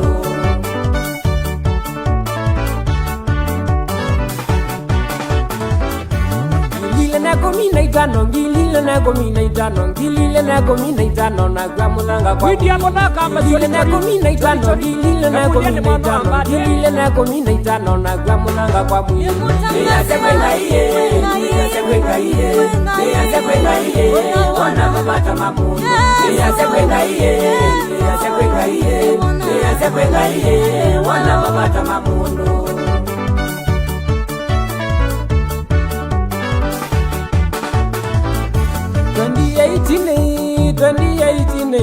2018 mwana zandu wa maisha mako mavinduke 2018 mwana zandu wa maisha mako mavinduke Niyase kwenga iye, niyase kwenga iye Niyase kwenga iye, wana mamata mamundu Niyase kwenga iye, niyase kwenga iye Niyase kwenga iye, wana mamata mamundu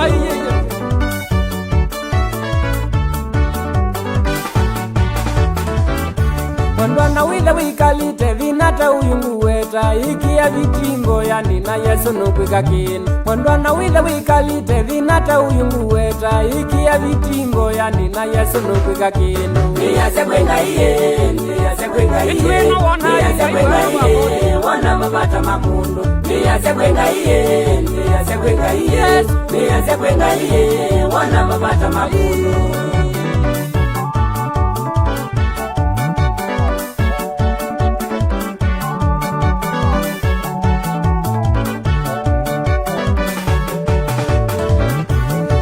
Mubeaye, tata ni mubeaye Yesu ni mubeaye kwa maundu wala wekie Yesu ni mubeaye, tata ni mubeaye Yesu ni mubeaye kwa maundu wala wekie Yesu ni mubeaye, tata ni mubeaye Yesu ni mubeaye kwa maundu wala wekie Yesu ni mubeaye, tata ni mubeaye Yesu ni mubeaye kwa maundu wala wekie Jana nisiakwa, Yesu ni mubeaye Yesu ni mubeaye kwa maundu wala wekie Yesu ni mubeaye, tata ni mubeaye Yesu ni mubeaye kwa maundu wala wekie Musiene wakwa, tata ni mubeaye Yesu ni mubeaye kwa mundu wala wikie.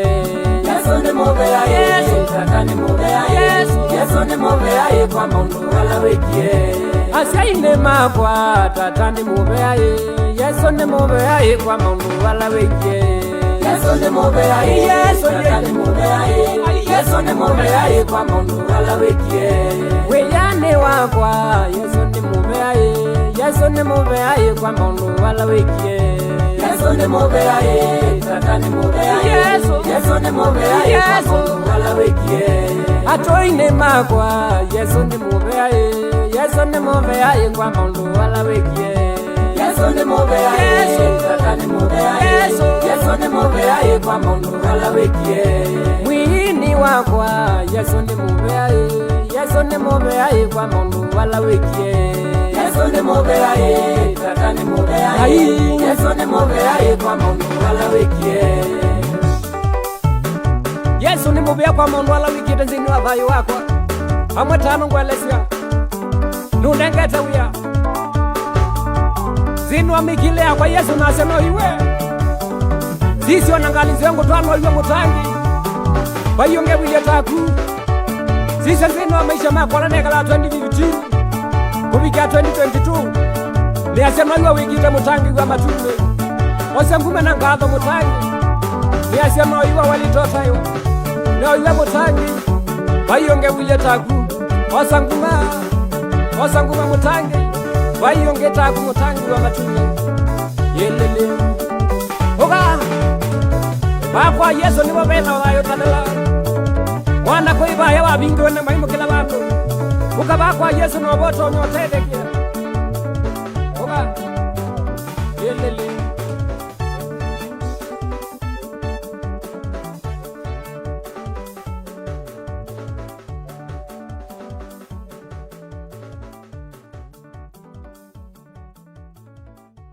Mata mamundu niyaze kwenga iye mubeaye kwa mundu wala wikie.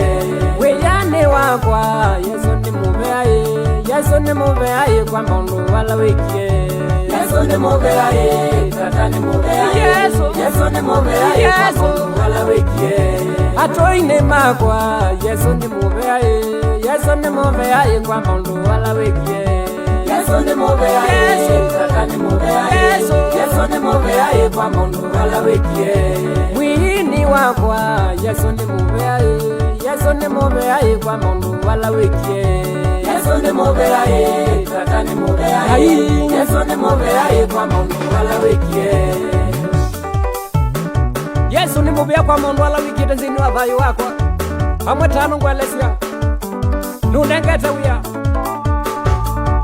zinwa mikilea kwa Yesu naseno iwe sisi wanangalizi wangu twano iwe mutangi bayunge wile taku sisi zinwa maisha makwa nekala 2015 kubikia 2022 niasema iwe wikite mutangi wa matume osengume na ngatho mutangi niasema iwe walitota iwe no iwe mutangi bayunge wile taku osanguma mutangi bayunge taku mutangi wa matume yelele oga bakwa Yesu ni wabena wayo tanela mwana koiba ya wabingo na maimo kila bantu ukabakwa Yesu no boto nyotede kia oga yelele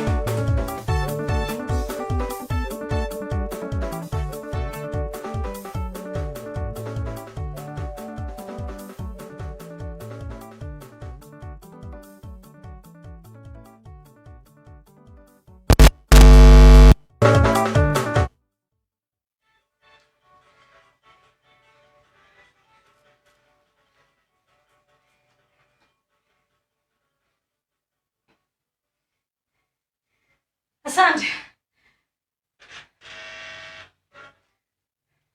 Asante sana watazamaji wetu wa Canaan Radio FM. Huku mambo iko sawa kabisa, mambo iko sawa. Anasema Yesu ni asante. Asante kwa ile umetenda.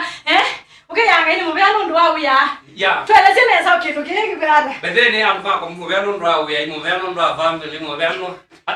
Poleni sana jamani kwa wale ambao wamenipata. Ana shida wote tuko pale. Bwana asifiwe. Amen. Asante sana. Naambia baba yangu asante maana kwa yale ametenda, amenipa kazi. Amen. Mtoto wangu agonjeke ovyo ovyo. Nyumba yangu haina shida. Yaani namwambia Bwana asante. Amen. Wazazi wangu naona wakiwa wazima, wako salama. Naambia Bwana asante. Amen. Naambia Bwana asante kwa sababu hata walini majirani wangu huko. Yeah. Asante sana. Yaani mashabiki wameingia sana hapa. Aizo wamendansi wako poa kabisa. Makli msanii anasema kabisa. Aizo amepiga makofi mingi pale na akacheza sana. Irene Kiduka, asante sana Irene Kiduka. Umondo kuuliga kuna meeting handshake mazee. Mkumbuke wale ambao wako pande Sadika kuna meeting ya Dmawii na kanga ya Parendo Blessings. Mkumbuke wazimu nipeleke huko nikapokea baraka. Asante sana. Aizo ananiambia kwa about na asante sana Aizo. Umendansi kabisa. Unasema Lucy Shi na Lucy Sam wakae ndani. Mangi LG Mangi, asante sana. Laina Sherry kaa ndani, asante sana. Naomi unaitwa hapa na Gesha, asante sana. I 100% I agree. Show yako Dmawii number 1, asante sana. Gesha anasema tuongezee comment watu wangu sana. Kabisa. Aizo anasema keep up the good work Dmawii, asante sana. Share tunaenda hadi 650, asante sana, tuongezee. Kumbe Mawii unajua kuzikwenda. Dani tunatafutana nini na wewe? Si ndio sana. Si uniite uone. Nichezee Shiro Favored. Producer waangalia Shiro Favored. Asante sana. Maglia anasema nichezee wa inaina wa uradi wa Kiarie Katambe sana please. Asante sana. Evangelist Patrick unasema hapo Dmawii kumbe unajua kuzikwenda hivi. Sana. Gerard asante sana. Ni mwimbaji wetu tulikuwa naye huku jana. Ananiambia niko tuned kabisa. Kaa tuned Gerard, by the way usalimia baraka sana. Na umwambie tuko hapa Canaan. Unaona venye nimesweat kuimba. Mambo iko sawa. Anasema Yesu. Yesu ni mbaya. Asante sana. Anasema Yesu ni asante kwa yale umetenda kwa watoto, kwa wazazi, yale umetenda hata kwa marafiki. Ninashukuru. Kwa gurundo kumaguma tiba. Tikendo kenini. Asante sana. Niko tuned kabisa. Asante sana. Kanani. Kabisa. Omonde studio ya Umangala. Asante sana guys. Ile ni Kana. Nisalimia Gerard sana. Gerard umesalimia sana na Kana na Red FM. We shares. Asante sana. Naona shares imengoka 650, 640. Asante sana. Nataka shares ikuwe kwa wingi kabisa. Mambo ikuwe sawa kabisa. Gerard. Asante kwa sababu umekuwa tuned kabisa. Ndani please nimekwambia uingie pale, ucomment, ulike na ushare by the way. Show iko sawa by the show inatoka moto, iko sawa kabisa. Tuko hapa na MC Kinengo na ameambiwa afanye MC kidogo, afanye MC kidogo. Asante sana MC Kinengo. Nimesikia wimbo yako, iko poa, imenibariki sana na nimefurahia sana. Kwa hivyo ni asante, Mungu akubariki kabisa. Kuna kitu I think nilikuwa nataka kukuuliza. Wakati ulianza kuimba ulikataliwa na watu wa kwenu? Kukataliwa lazima ni ukataliwe. Hata saa zingine kimapato, yani wakati unataka msaada kimahali. Lazima ukaitisha support mahali. Wengine wanakuepa, wengine wanasema sina fedha. Yes. Yani hiyo ni lazima katika huduma. Kitu cha kwanza ambacho nilifanya, mimi wakati nilikuwa naanza kuimba, nilienda nyumbani nikaambia mamangu na babangu. Nikamwambia nataka leo waliniona nimeshika kitabu kwanza. Wakati waliona nimeshika kitabu wakaniuliza, na hii kitabu umeshika ni nini tena? Nikamwambia hiyo kitabu yangu nimeshika, nataka kuandika nyimbo zangu, nataka kuimba mwenyewe. Wakati niliwaambia wakaniuliza, mamangu akaniuliza, sasa unasema unataka kuimba hizi nyimbo zako, wimbo unataka fedha. Kwa kwanza. Wakati tutaenda huko wa fedha utatoa wapi? Utatoa wapi pesa na hatuna pesa. Na hamna pesa. Unajua ile maisha tunakaa. Na unajua. Sasa wakati niliwaambia hivyo, yani nikasikia kitu ya kwanza nataka niachane na hii kitu. Lakini kitu kingine ikakuja roho. Roho nyingine ikakuja ikaniambia hapana. Mimi nikasikia kitu imenipa mtisha yani. Nikaona niimbe. Au kukufa moyo. Mimi sikufa moyo. Maana ningekufa moyo sasa singekuwa hapa. Hata singeimba, mimi singeimba wimbo wote. Ningesikiza sauti za nini? Mamangu na babangu. Kitu kingine hata huku wakati unatembea saa zingine unaenda unapelekea mtu muziki anakuvunja moyo, saa zingine hata zingine unamwambia nataka ni support hivi, mtu anakuambia hapana mimi sina. Tutafanyia nini na ana yeye mwenyewe. By the way producers, by the way saa zingine hata nyinyi muangalie. Ma producer tulikuwa tumeanza na Jacob Kitoma. Saa zingine mkwe mnaangalia wasanii wale wadogo mazee mnawainua. Sasa wakati unaenda anaambia mtu anakusupport hivi anakataa. Ama zingine unajua mtu wakati namuendea nikimwambia nifanyie hivi atanifanyia, lakini wakati unamuendea anakuambia sina. Unafanya unaachana naye tu. Achana naye. Sasa Yaani huduma ikakuwa ngumu sana. Ulikuwa umeoa by then? By the way sikuwa nimeoa by then. Na labda huyo bibi alikupendea tu jueni msanii. Hapana, hapo nipendea. Anapenda ministry yako, anapenda ministry yako. Mimi sitakudanganya. Hata ukienda kumuuliza anakupiga vita. Mimi hata za zingine na nyimbo zingine hata za zingine nasikianga nyimbo zingine. Anaweka kwa hiyo nyumba na muuliza, si hata mimi ni mwimbaji siweke yako. Ananiambia hapana. Zingine unaona ananipota. Si ati mimi peke yangu. Hata ni vile wasanii wasemangi.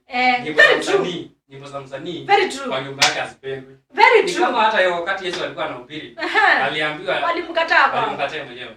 Na akaambiwa akasema yeye mwenyewe hata nabii hana heshima kwao. Hata mimi najuanga hata hapo kwangu za zingine sina heshima.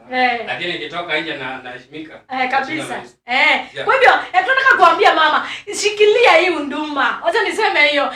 Wamama wale ambao mko na waimbaji, wale wamama ambao tumeolewa na waimbaji, wale wamama wale wazee ambao tumeoa waimbaji, shikilia hiyo unduma. Unajua huyo mtu ndiye anakuanga wa kwanza kukupiga vita. Na ndiye anakuanga wa kwanza kukuinua. Wakati ambao unabarikiwa anakuanga wa kwanza kubarikiwa by the way. Kwa hivyo ni vizuri sana kama mume wako ama bibi yako ako na unduma, jaribu umsaidie, jaribu umuinue, jaribu umfanye ile kitu ishine, ipendeke. Kama sahizi anafurahia sana na kuona ana live, anafurahia labda ama hajatuna amekombisi kidogo, au watu wako wanapaswa kuwa wote wako online, kina mom, kina dada, wote wanakuwa tuned kabisa pale, mambo inakuwa sawa kabisa. Asante sana Gesho, unaniambia keep up the good work. Asante sana.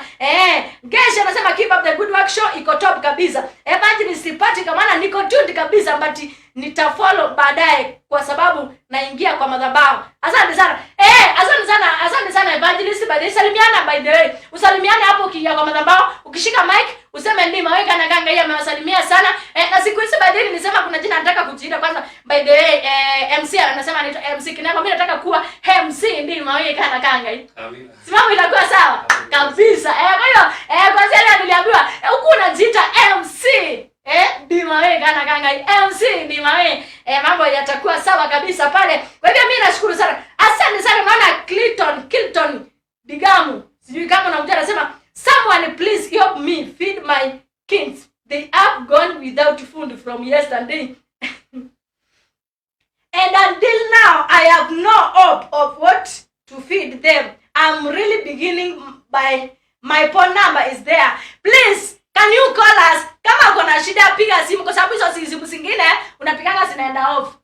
Si ndio? So wale wezi wako pale kamiti. So si hatukuelewi mazee. So wewe piga simu. Ingia pale kana ni kuna namba za mapresenter wengi by the way. Piga simu, kuna namba ya Mr. Bira, kuna namba ya Dmawii, kuna namba ya Lindsay Kiera, kuna namba ya DJ Sunnyboy mazee sijui ameenda wapi. So ingia pale ama upigie aisongesha hapo.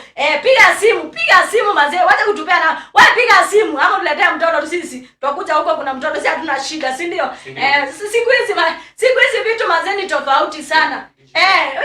Siku hizi vitu ni digital. Anza mtoto anakula kutoka jana. Wewe tutumie nini? Nako na bando. Unatoa bando wapi? Chocha hiyo. Sasa ametoa bando wapi? Unaweka bando mtoto wa chakula. Mazee tuambie hiyo maneno hapo. Wewe piga simu uongee na sisi. Asante sana. Aisa ananiambia kwa ambao tunanunua ndio isudi Dmawii. Asante sana. Tumesema aje? Tumeongea hiyo tumemaliza. Unafanya kazi gani? Ninafanya kazi ya kutoa tairi kwa miguu. Kutengeneza gari. Nafanya niko na gari yangu imeharibika. Hivyo wewe ni nini? Puncher repair hivi. Wewe ni puncher repair? Driver niko sawa pia. Driver uko sawa? Yeah. Mechanic service mimi nafanya. Unajua vitu na mechanic. Tusaina kupeleka ukafanya hiyo kazi. Sawa. Mimi najua. Wewe ni mechanic? Nikiitwa wakati nilikuwa 2015 I think 2018. Yeah. Wakati nilikuwa natafuta kazi, ndio nikapatana na jamaa mwingine ambaye amekuwa msaada kwangu. Mungu ambariki sana. Anaitwa nani? Robert Macharia. Mimi wakati nilienda mahali pale sikuwa najua anything. Yaani ni drop out, mtu anajua kitu kweli? Hakuna kitu anajua. No nothing. Lakini wakati nilienda mahali pale, aliniambia ashika hii spana, fanya hivi. Gari sasa. Gari na si ati ni toy gari. Akaniambia ni gari hii ya kwa barabara. Akanipea spana, nimfanyie service. Nikafanya, akaniambia service iko sawa. Akanionyesha hivi vingine. Sasa hii mambo na driver, mimi mwenyewe ndio nilipeleka shuleni, lakini Robert Masharia na Richard Masharia. Mungu awabariki sana. Ni mtu na brother yake. Yeah. Umekuwa watu wa msaada sana katika maisha yangu. Maana kazi Richard amenipa kazi. Na kwa mambo yoyote yani kwa kila jambo unajua ukiwa umeajiriwa mahali lazima ukuwa na nini na vitu haziendani lakini wakati unafanya mambo mengine haiendani yeye mwenyewe ananiita na nirekebisha ananiambia hapana hapo umefanya makosa. Sasa hata mimi naangalia nasema hapana najirudishe mwenyewe. Sasa nasema Mungu awabariki sana. Amen. Mzima. Macharias family Bwana awabariki sana kwa sababu mmefanya kazi njema kabisa. Kwa hivyo wewe ndio sababu huwezi ukapatikana siku nyingine juu ya ile kazi ya mechanic pale, uko job, uko busy. Mimi nakuombea hii wiki usikae bila pesa. Amina. Hii wiki usikae bila kufanya kazi. Ukitoka studioni anza kupigiwa simu za kufanya kazi. Ufanye kazi mpaka hata wewe ikuchangaze kwa sababu tunataka urudi Kanani tena. Amina. Ufanye kazi kuanzia leo ukitoka Kanani, kuanzia leo ukitoka hapa, watu waanze kupokea simu za kufanya kazi. Na Mungu atakubariki sana.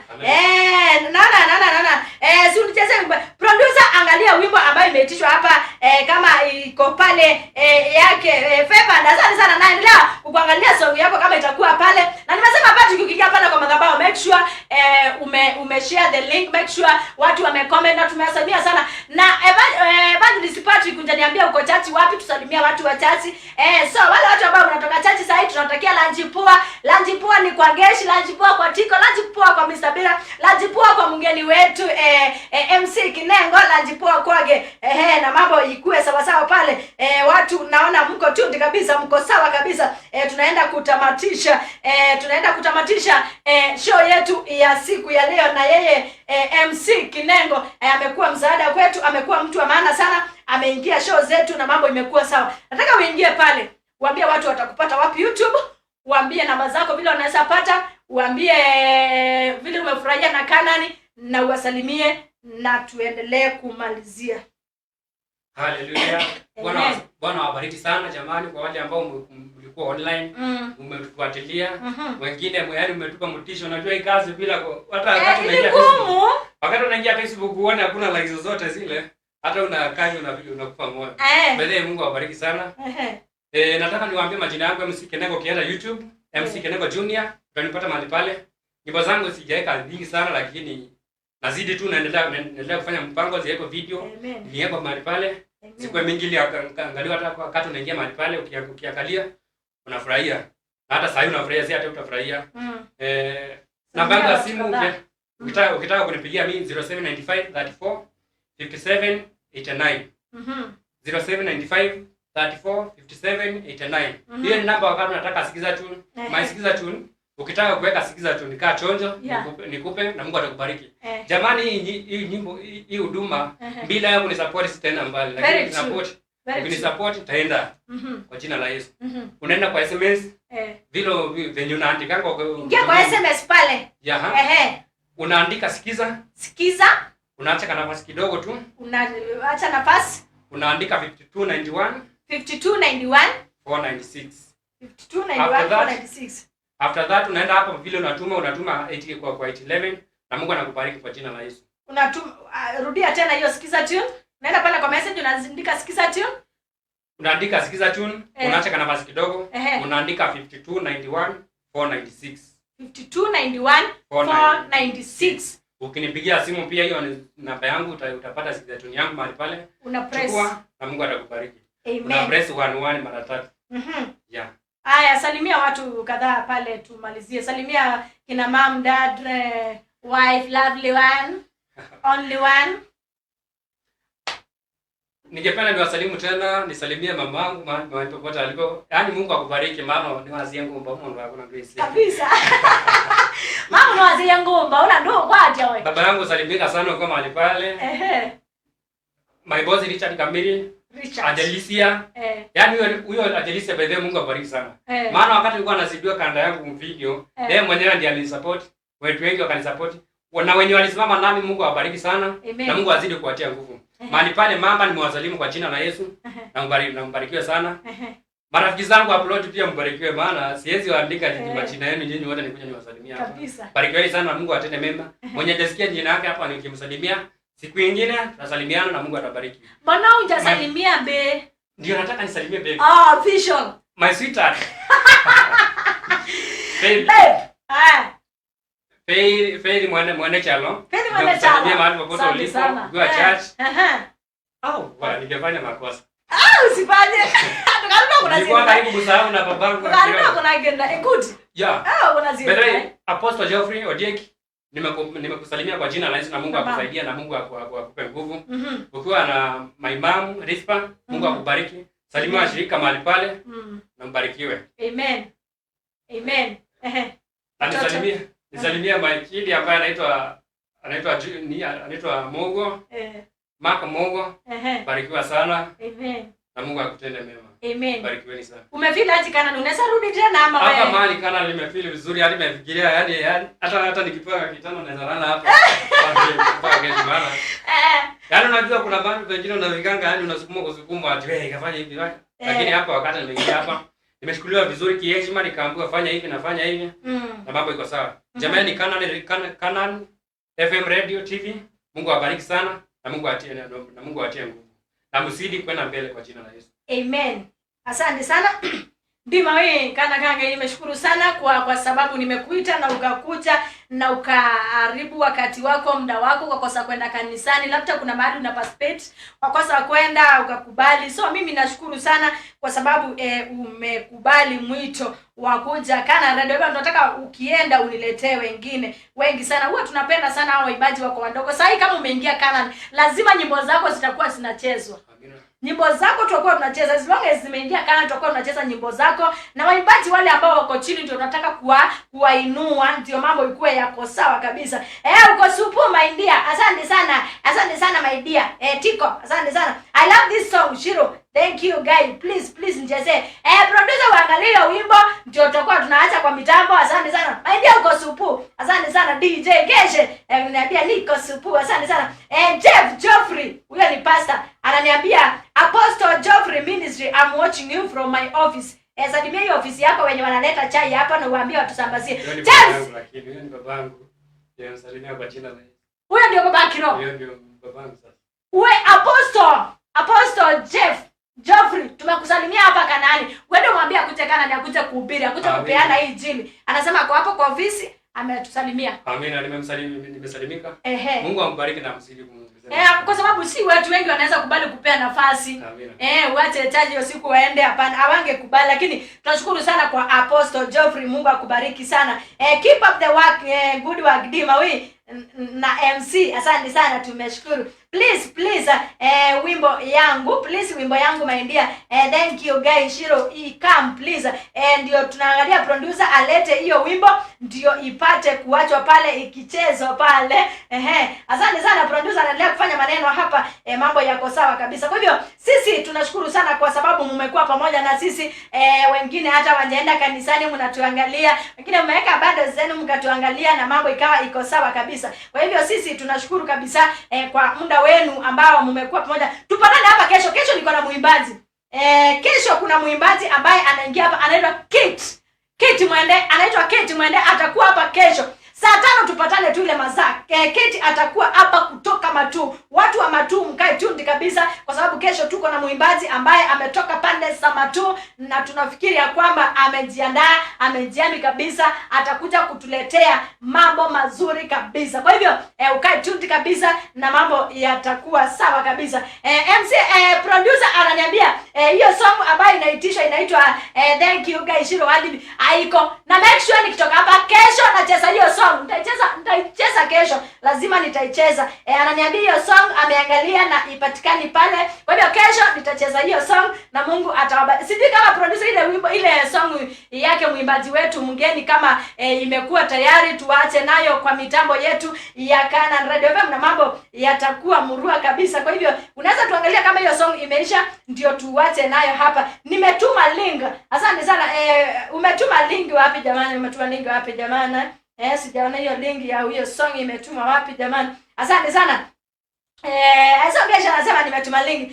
Sijui kama hiyo wimbo imekuja ile ya msanii wetu ambayo iko hapa, ndio tunataka kuacha nayo kwa mitambo. Make sure WhatsApp ametuma pale WhatsApp yangu.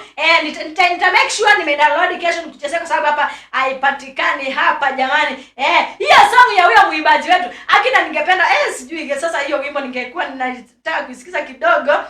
Ndio toka na kwa mitambo. Hebu producer tuwekee kidogo kabla tujatoka, ndio tukuje tumalize tukiwa tunatoka tusikie hiyo wimbo yake Kinengo pale.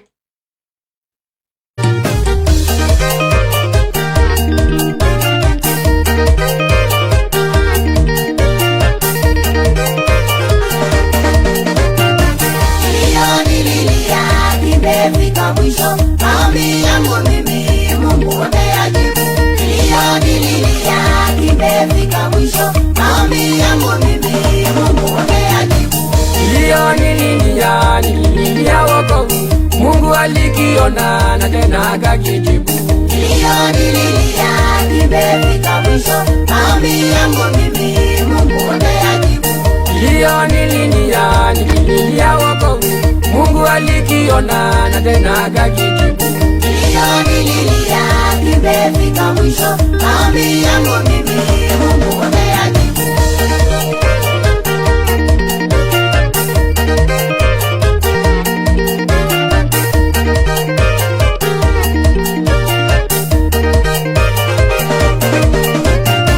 Machozi nilimwaga nikililia Mwokozi, Mungu aliyaona na tena akayajibu. Nililia, imefika mwisho, maombi yangu mimi Mungu ameyajibu. Machozi nilimwaga nikililia Mwokozi, Mungu aliyaona na tena akayajibu. Nililia, imefika mwisho, maombi yangu mimi Mungu ameyajibu.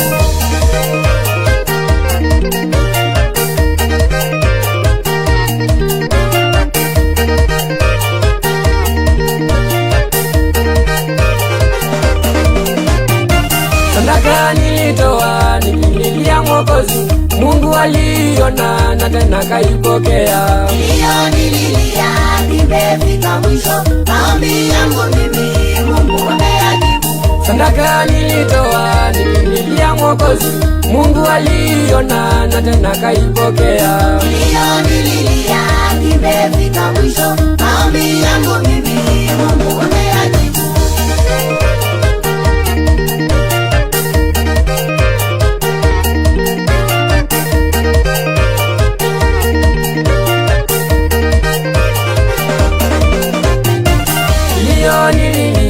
Nililia wazazi wapate kuokoka, wajue neno la Mungu. Nililia, imefika mwisho, maombi yangu mimi Mungu ameyajibu. Nililia wazazi wapate kuokoka, wajue neno la Mungu. Nililia, imefika mwisho, maombi yangu mimi Mungu ameyajibu.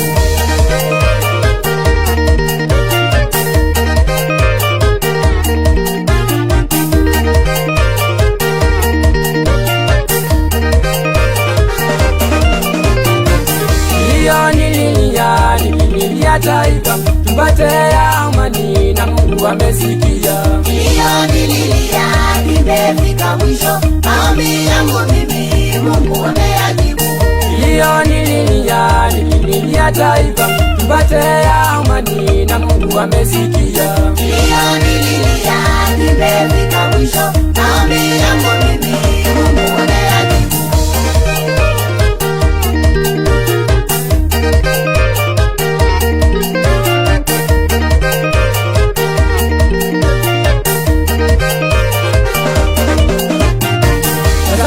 Zakayo walipanda mkuyu ili amwone Yesu, walipata wokovu.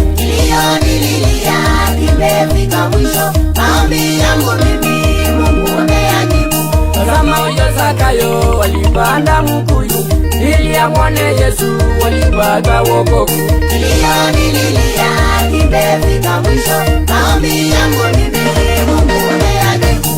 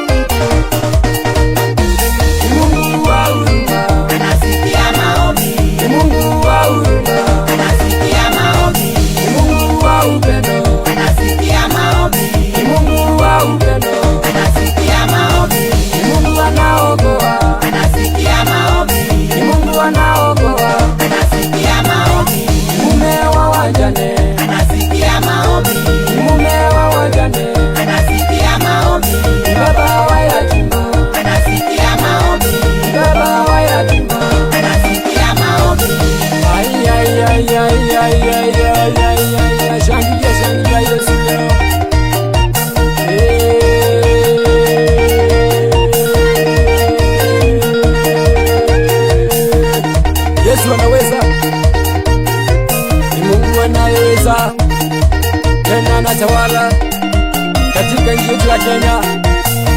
Tumemwona akitenda makundi makubwa. Furahia Yesu wakati katika ujana wako wote, maana yeye ni leo na kesho na hata milele. Amen.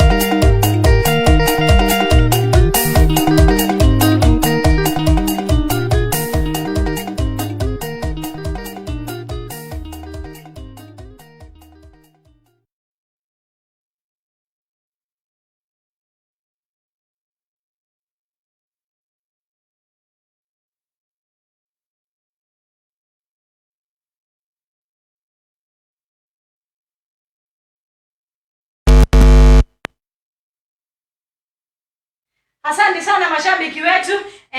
Hiyo ndio ile wimbo ambayo tulikuwa tunaitarajia, na ndio wimbo ambayo imekaa sana, imengawia sana kuingia kwa mitambo yetu ya Kana, lakini imeingia na tukashukuru, tukasema mambo yako chonjo kabisa. Kwa hivyo mashabiki wote ambao mmeingia pale nimewatambua, mmekuwa poa sana. Kuna mtu ameingia hapa anaitwa Eric Junior. Kayeye unamjua?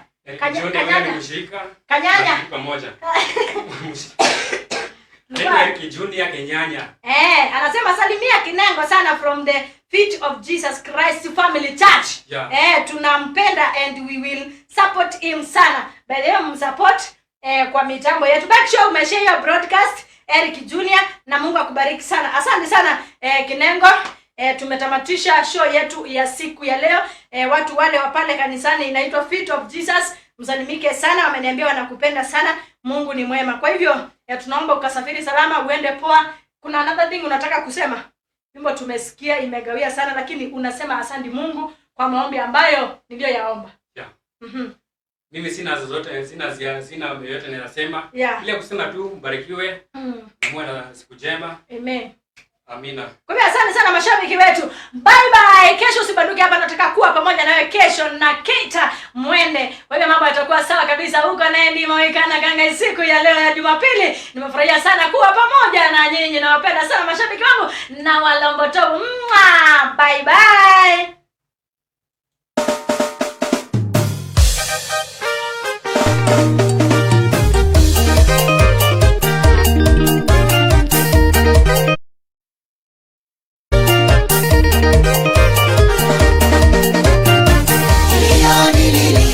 Imefika mwisho, maombi yangu mimi Mungu ameyajibu.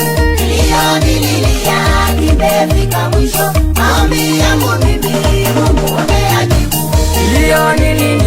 Nililia wokovu, Mungu alikiona na tena akakijibu. Imefika mwisho, maombi yangu mimi Mungu ameyajibu. Nililia wokovu, Mungu alikiona na tena akakijibu. Imefika mwisho, maombi yangu mimi Mungu ameyajibu.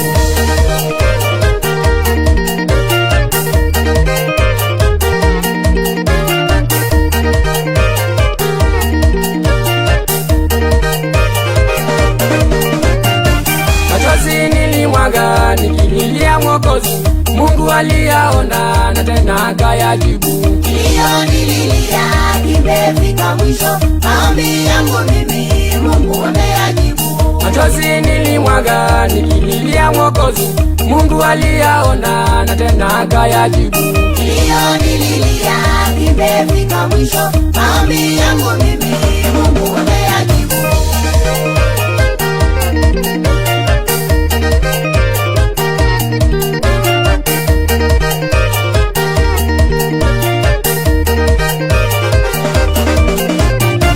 Sadaka nilitoa nikililia Mwokozi, Mungu aliona na tena kaipokea. Imefika mwisho, maombi yangu mimi Mungu ameyajibu. Sadaka nilitoa nikililia Mwokozi, Mungu aliona na tena kaipokea. Imefika mwisho, maombi yangu mimi Mungu ameyajibu.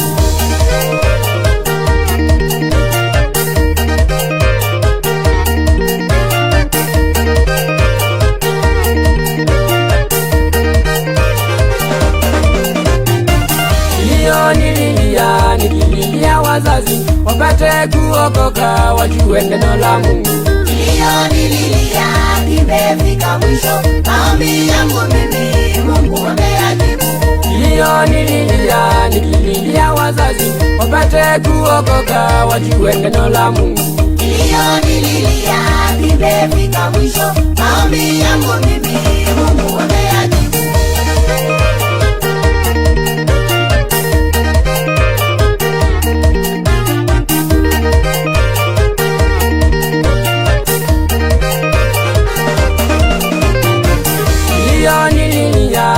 Nililia taifa tupate amani na Mungu amesikia. Kilio nililia kimefika mwisho, maombi yangu mimi Mungu ameyajibu. Kilio nililia taifa tupate amani na Mungu amesikia. Kilio nililia kimefika mwisho, maombi yangu mimi Mungu ameyajibu.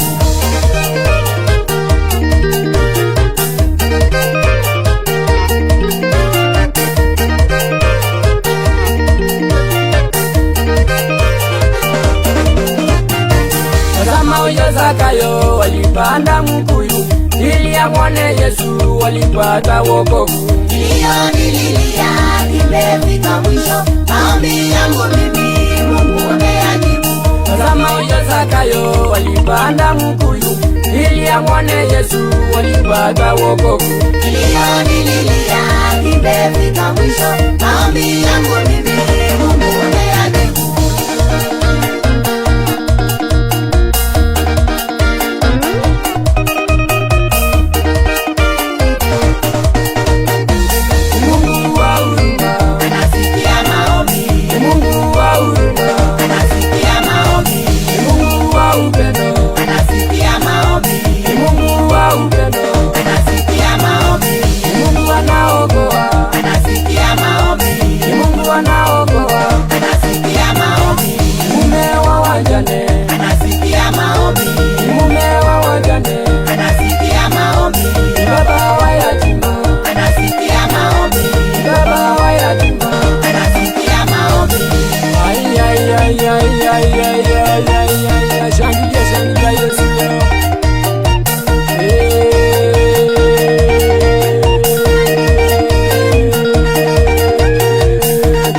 Yesu anaweza,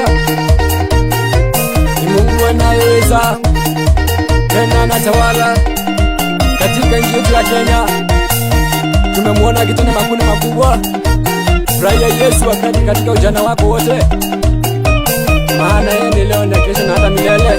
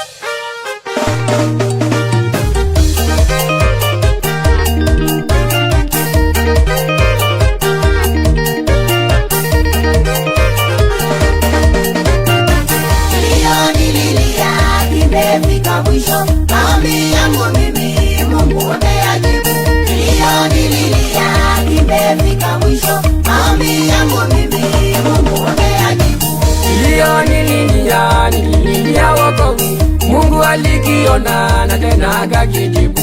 Kilio nililia kimefika mwisho, maombi yangu mimi Mungu ameyajibu. Kilio nililia nikililia wokovu, Mungu alikiona na tena akakijibu. Kilio nililia kimefika mwisho, maombi yangu mimi Mungu ameyajibu.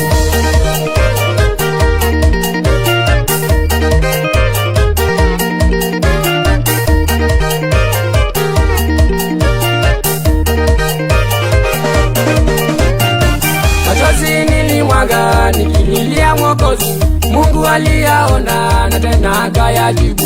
Kilio nililia kimefika mwisho, maombi yangu mimi Mungu ameyajibu. Machozi nilimwaga nikililia Mwokozi, Mungu aliyaona na tena akayajibu. Kilio nililia kimefika mwisho, maombi yangu mimi Mungu ameyajibu.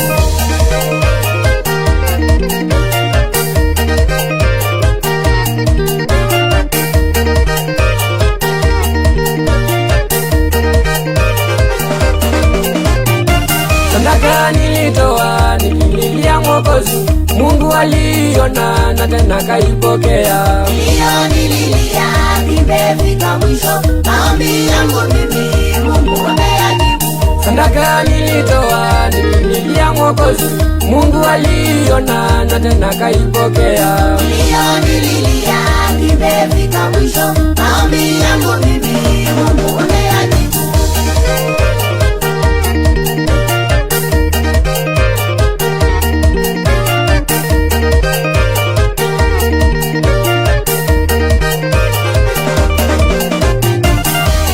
Nililia nikililia wazazi wapate kuokoka, wajue neno la Mungu.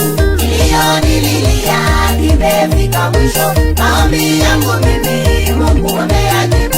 Kilio nililia nikililia wazazi wapate kuokoka, wajue neno la Mungu. Kilio nililia kimefika mwisho, maombi yangu mimi Mungu ameyajibu.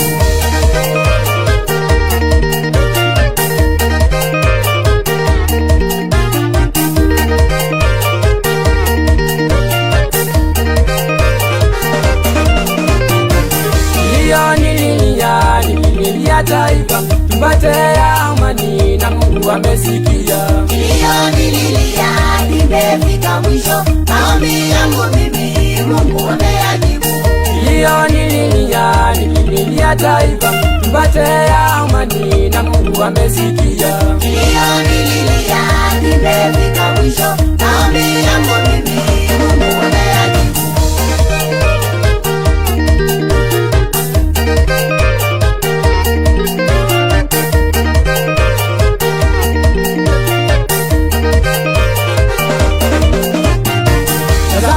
Zakayo walipanda mkuyu ili amwone Yesu, walipata wokovu. Kilio nililia kimefika mwisho, maombi yangu mimi Mungu ameyajibu. Tazama huyo Zakayo walipanda mkuyu ili amwone Yesu, walipata wokovu. Kilio nililia kimefika mwisho, maombi yangu mimi Mungu ameyajibu.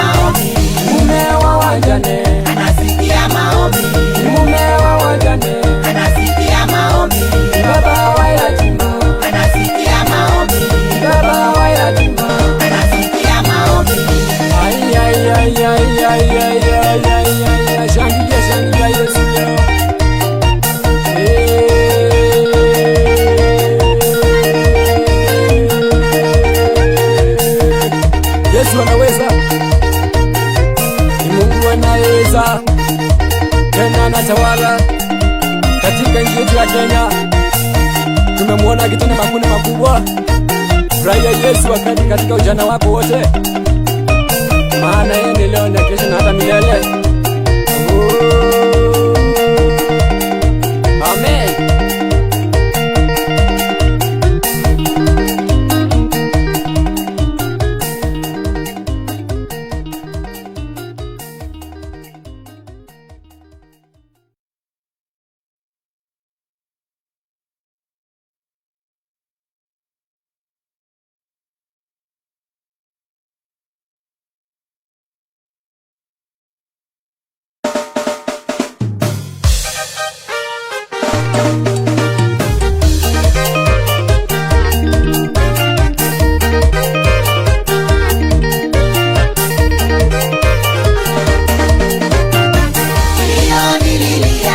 Imefika mwisho, maombi yangu mimi Mungu ameyajibu. Kilio nililia kimefika mwisho, maombi yangu mimi Mungu ameyajibu. Kilio nililia wokovu, Mungu alikiona na tena akakijibu. Kilio nililia kimefika mwisho, maombi yangu mimi Mungu ameyajibu. Kilio nililia wokovu, Mungu alikiona na tena akakijibu. Kilio nililia kimefika mwisho, maombi yangu mimi Mungu ameyajibu.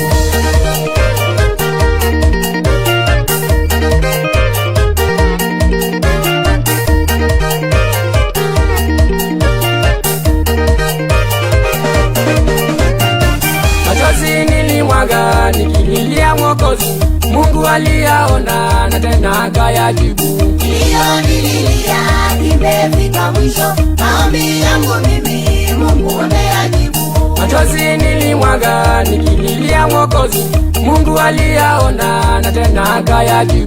Kilio nililia kimefika mwisho, maombi yangu mimi Mungu ameyajibu.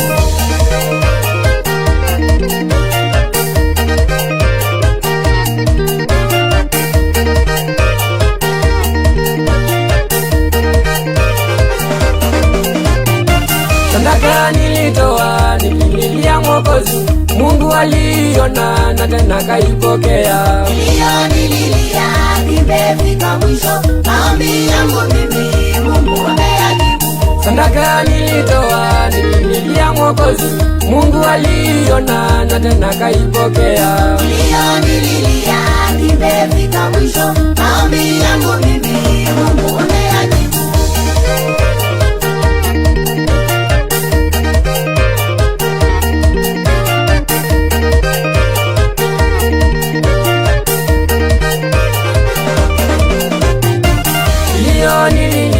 Nikililia wazazi wapate kuokoka, wajue neno la Mungu.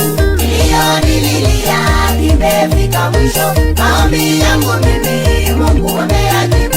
Kilio nikililia wazazi wapate kuokoka, wajue neno la Mungu. Kilio nililia kimefika mwisho, maombi yangu mimi Mungu ameyajibu.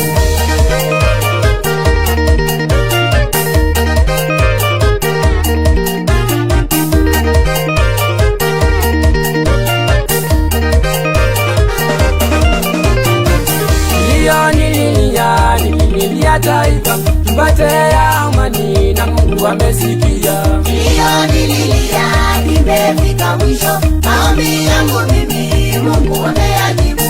Kilio nikililia taifa tupate amani na Mungu amesikia. Kilio nililia kimefika mwisho, maombi yangu mimi Mungu ameyajibu.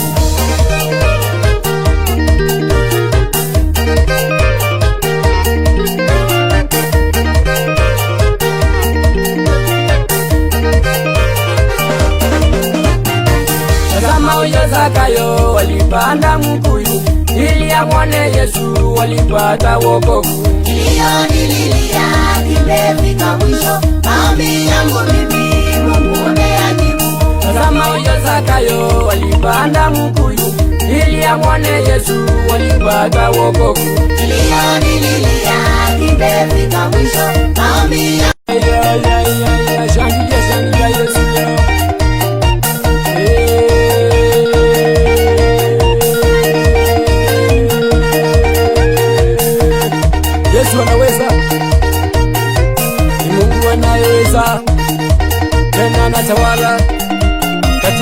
wa Kenya.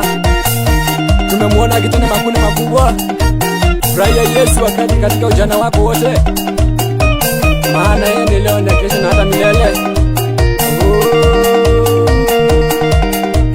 Amen.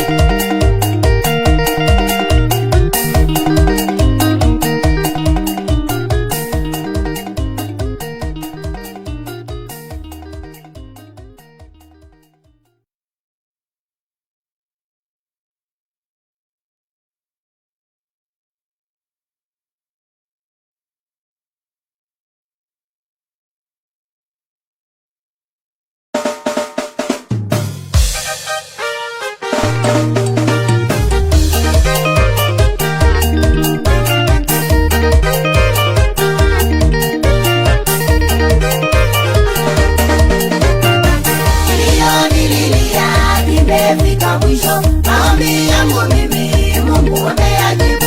Kilio nililia kimefika mwisho, maombi yangu mimi Mungu ameyajibu. Kilio nililia wokovu, Mungu alikiona na tena akakijibu. Kilio nililia kimefika mwisho, maombi yangu mimi Mungu ameyajibu. Kilio nililia wokovu, Mungu alikiona na tena akakijibu. Kilio nililia kimefika mwisho, maombi yangu mimi Mungu ameyajibu.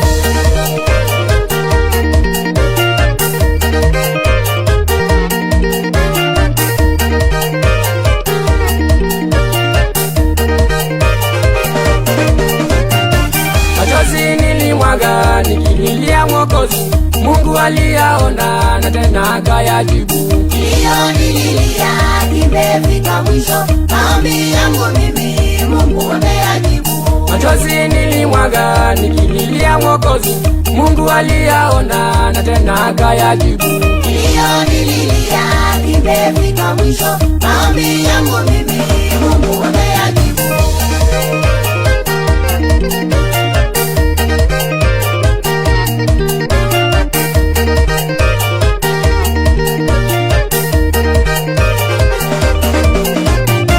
Sadaka nilitoa nikililia Mwokozi, Mungu aliona na tena kaipokea. Kilio nililia kimefika mwisho, maombi yangu mimi Mungu ameyajibu. Sadaka nilitoa nikililia Mwokozi, Mungu aliona na tena kaipokea. Kilio nililia kimefika mwisho, maombi yangu mimi Mungu ameyajibu.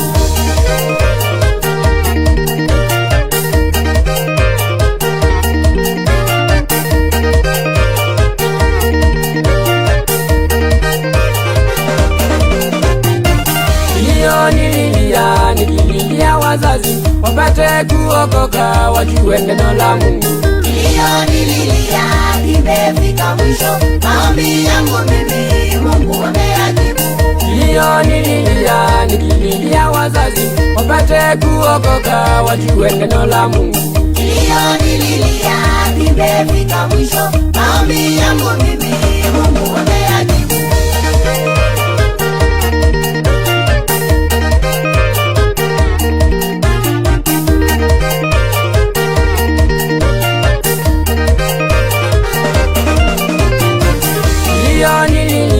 Nikililia taifa tupate amani na Mungu amesikia. Kilio nililia kimefika mwisho, maombi yangu mimi Mungu ameyajibu. Kilio nikililia taifa tupate amani na Mungu amesikia. Kilio nililia kimefika mwisho, maombi yangu mimi Mungu ameyajibu.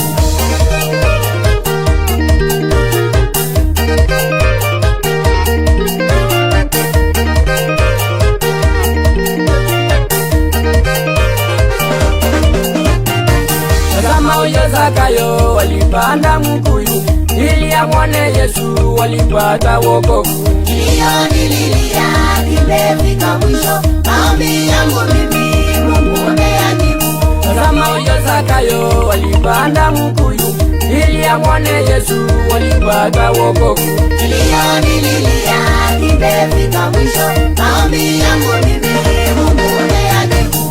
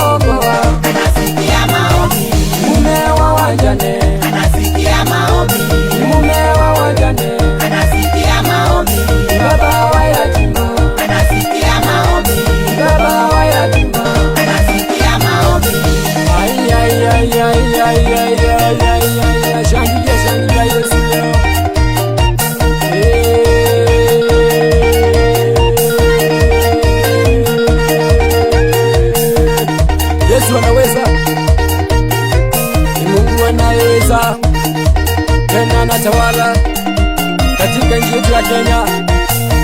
Tumemwona akitenda makundi makubwa. Furahia Yesu wakati katika ujana wako wote.